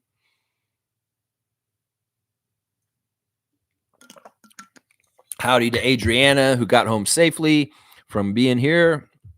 Let's see. Jillian saying you could be a Raptors expert by now. Nako saying, I think Philly might actually make it out. Can never count out the Heat, though. Make it out of the East. We'll see. We'll see who's going to win the East. I don't like Boston either. Cool Cat saying, happy that OG got star treatment, standing ovation when he fouled out. He is welcome the way he is loved on the Raptors. Thank you, New York. I'm all about that. You want a dunk from Milbester? What did Milbester do, Nako? Why are you giving a dunk to Milbester? I've not been reading. Okay, he's saying Kawhi should never have left Toronto. All right, we'll give Milbester a dunk for that one. We'll give him a dunk for that one. Milbester, there he is. All right, that's his second dunk. Cool. All right. Okay. Jillian saying, Lex, you're making me want to watch the game again. Yeah, it'd be fun to watch it again. Cool Cat saying, Lex, I love that we have 3 French speakers on the team. RJ, Boucher, and Siakam. Bilingualism identity is part of the Canadian landscape. We got 4. Koloko also. Koloko speaks French. And there's also the German guys. If we really want to do German press conferences, we can do those too. Get Jakob and Dennis out there, and they can speak German. I'm trying to think if there's any other languages on our team. I know that some of the players used to speak Spanish, like Serge and Mark, and I even think Precious speaks a little bit of Spanish. I think. I'm not totally sure. Yeah, Cool Cat. Fun guy just put it in there. Cool Cat too. Quickley is a restricted free agent. There's a difference. That's David saying that. Race Mode Daily is saying to Milbester, and he's exactly right. Holy crap. You guys really filled it up today. I've been watching Knicks channels all weekend. It's pretty toxic. They expected too much from RJ. His trade worked out for both teams. There you go. I think Edmund's exactly right. We're going to give Edmund his first dunk of the year. Where is Race Mode? Oh, excuse my burp. Wow. I hope that didn't come through too good on the mic there. Maybe not too quick. Excuse me. Wow, is that juice? Let's see. Jillian's saying at Mel, Raptors, do you think they'll win against the Grizzly Bears? Cool Cat saying, forgive my Pascal trade statement. That's to protect my emotional state of mind in case it happens. Oh, we forgive you, Cool Cat. You always get forgiven. I hope you'll forgive me also in the opposite, the other way. Thank you, Isaac, for the cutoff, you guys. I really hope people will take this seriously. Prepare herb tea and lemon honey. Jillian, I will get the tea. I had like 3 cups of tea yesterday. It was awesome. I drank so much tea yesterday. It was awesome. Smash the like before you leave. Thank you, David, once again. Wayne's saying you can't stop major players. Job is to stop role players. Pascal and Barnes have many good games, and we have lost. Role players determine your win-loss columns. How many guys are contributing to winning? You can't stop Donovan Mitchell. Well, you damn for sure better stop Dean Wade, is what I'm saying. Yeah. Most saying W stream, W vibes. Keep at it. Always Lex. Good times, good times. Go Raptors. Let's keep climbing. That's right, Monique. I'm going to give you a dunk for enthusiasm and leadership and just being a badass. Actually, I'm going to give you a three-pointer because honestly, Mo, you did a good job leading last night as a fan. And also, wow, what are good times coming right now, Monique? And I know that just like me, you were feeling a little giddy last night, I'll bet. Adriana looked at me last night and she said, "You're the happiest I've seen you in a long time right now." I'm like, yeah, I am. I really am. And let's enjoy the good times. Let's let them roll, Monique. We deserve them. You and I and a lot of these other Raptor freaks here have been through the ups and downs of this team, and we deserve the good times to come again. And RJ Barrett is a signifying of that happening. I love it so much. I do so much. So much. All right, let's see. It's mostly Mel Bester and just you guys chopping them up. I see that. Salty Monkey is here. This is a new name. Every day, 9:30, talking Raptors. Tomorrow I'll do a preview for the Memphis Grizzly games. I like to get you the ref report, and I'll tell you who the referees are and whether they favor the Raptors for winning or not. And I'm usually exactly on point. So Salty Monkey, please continue to come and join us. The OG trade reminds me of the Rudy Gay trade. It might be exactly what the Raptors needed. This is a great opening comment by Salty Monkey here. I agree. It is very reminiscent of a couple of trades from Masai's past. I think it's got it's a hybrid. It's got a little bit of everything. It's got a little bit of that Kawhi shockingness. You know, we're seeing a beloved player leave like OG, just like DeMar. It's got a little bit of that Rudy Gay that you just talked about. That signifies a new era that's starting for the Raptors, and things are going to get better by a better quality team around the team. And then it also signifies the Bargnani trade because Bargnani was a player we never thought we could trade. And I thought that about Malachi. So it's a little bit of like, it reminds me of a lot of different trades from the past. And it's signature Masai and Bobby is what it is. Salty Monkey, respect. And I hope you come back and visit us some more. Fun guy saying, aha, guy was going off about the Knicks players. Laugh my ass off. Get the fuck out of here, Knicks.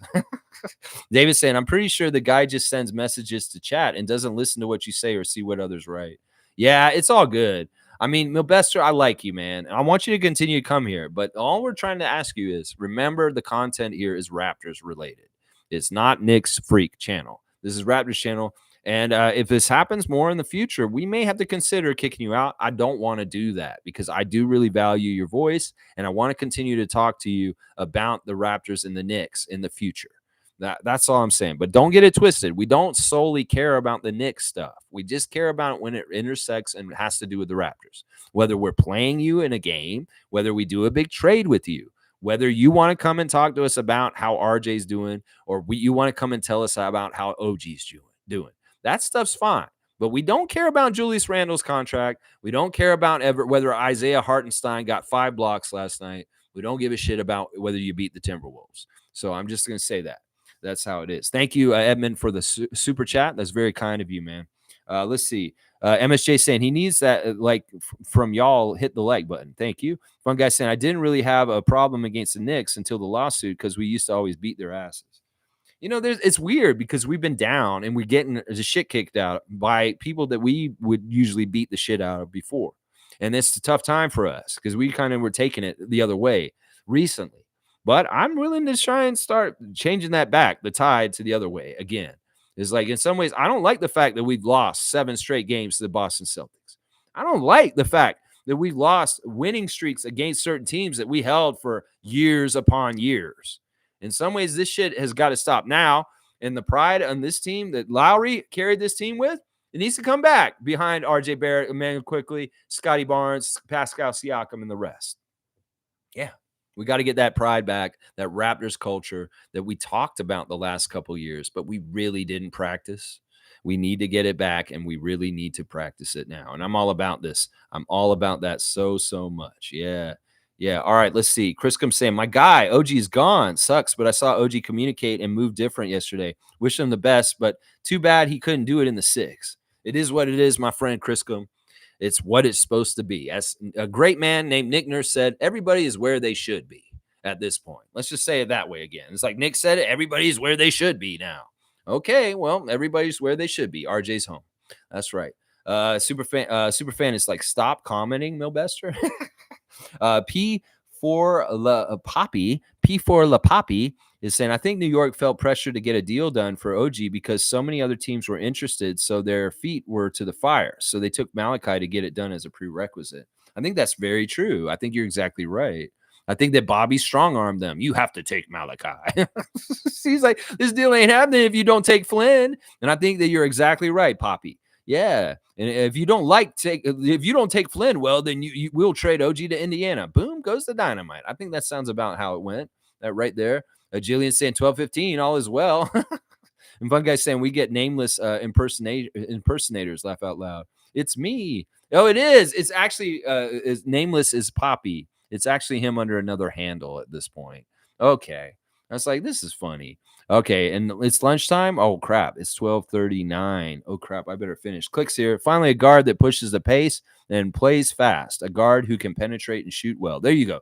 Click is happy. I'm glad Click is happy. Original Raptor Freak.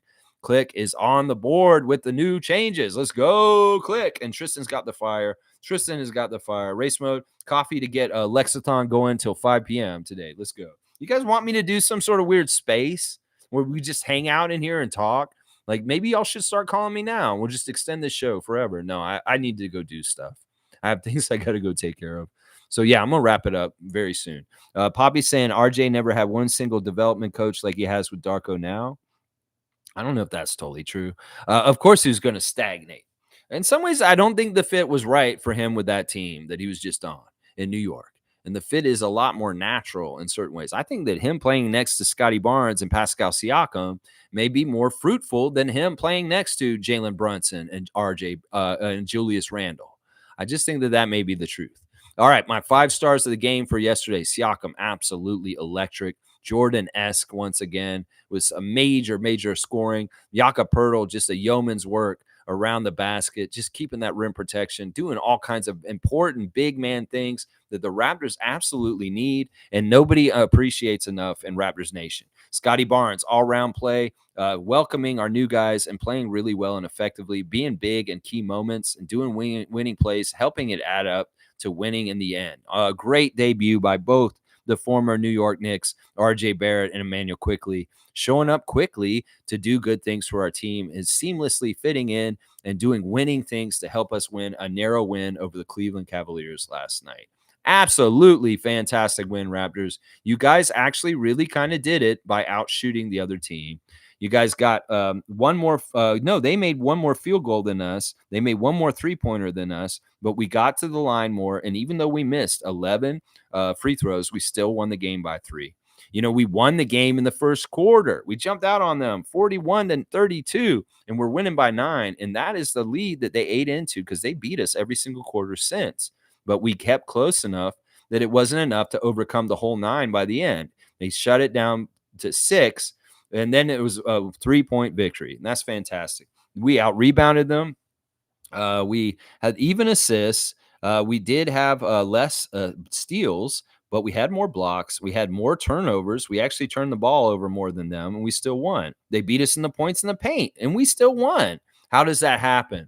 It's winning basketball. It's intangibles. That kind of stuff is what will win you games. It's the stuff that you can't even touch. It's intangible. You don't know where it is. What is it? How did they win that? If these stats are like, well, they got more free throws that went in overall in the end. Yeah, there you go. Nako's saying, dang right. When I came back, take it easy, y'all. That's right, Nako the Nacho. Let's go, Gerald. Let's go, Gerald. Mississauga's in the house. RJ Barrett and Gerald Mayhew. Mississauga's sons. Let's go. All right, Jillian. Bye. Thank you, Jillian. Thank you, everybody. Thank you for everything. Milbester, we love you. It's just toned down. Tone it down just a little bit. Just a little bit. Yeah, Tristan's got Siakam on blast, and Jillian's got Scottie on blast. And thank you to Tom Ducarelli once again for subbing in Emmanuel Quickley and RJ Barrett back into the lineup of our emotes and our emoticons on this channel. It's Tom Ducarelli, you are the man. Thank you. And Race Mode, thank you for putting me on blast, and thank you for the cup of coffee. I appreciate that. If you have a fantasy team in our Yahoo Fantasy League, continue to keep up with it. Cunnin and 2BA. If you want to drop one of your Raptors or trade for one of them, you can go ahead and do that. But yeah, it's an interesting matchup. You got me doubled up right now. So we'll have to see how it goes for the rest of the week. All right, y'all. Thanks for watching me. I'll be back tomorrow with the preview for tomorrow with all the latest lineup news for the game against the Memphis Grizzlies. And also the referee report, marquee matchup, keys to the victory, and more just fun Raptors talk tomorrow morning, 9:30 a.m. Eastern time, every single day. Raptor Street live stream out, baby. Let's go, Raptors. Please like, comment, subscribe, and share, and join if you want to, too. All right, Darko, you got some new players to play and develop now. And I hope we see better and better things going forward in 2024. It's New Year's, baby. It's a new calendar. Wipe the slate clean of 2023 and all that garbage that was happening. And we're going forward with a new attitude and a new team. And we're going to kick some ass and get more big dubs. That's right, Scottie Big Dubs. Let's go get those big dubs with RJ, Emmanuel, and Pascal, and Dennis, and Jakob, and Gary. Let's go, Raptors. And let's win more. And let's get in the playoffs, baby. Yeah, playoffs. Yeah.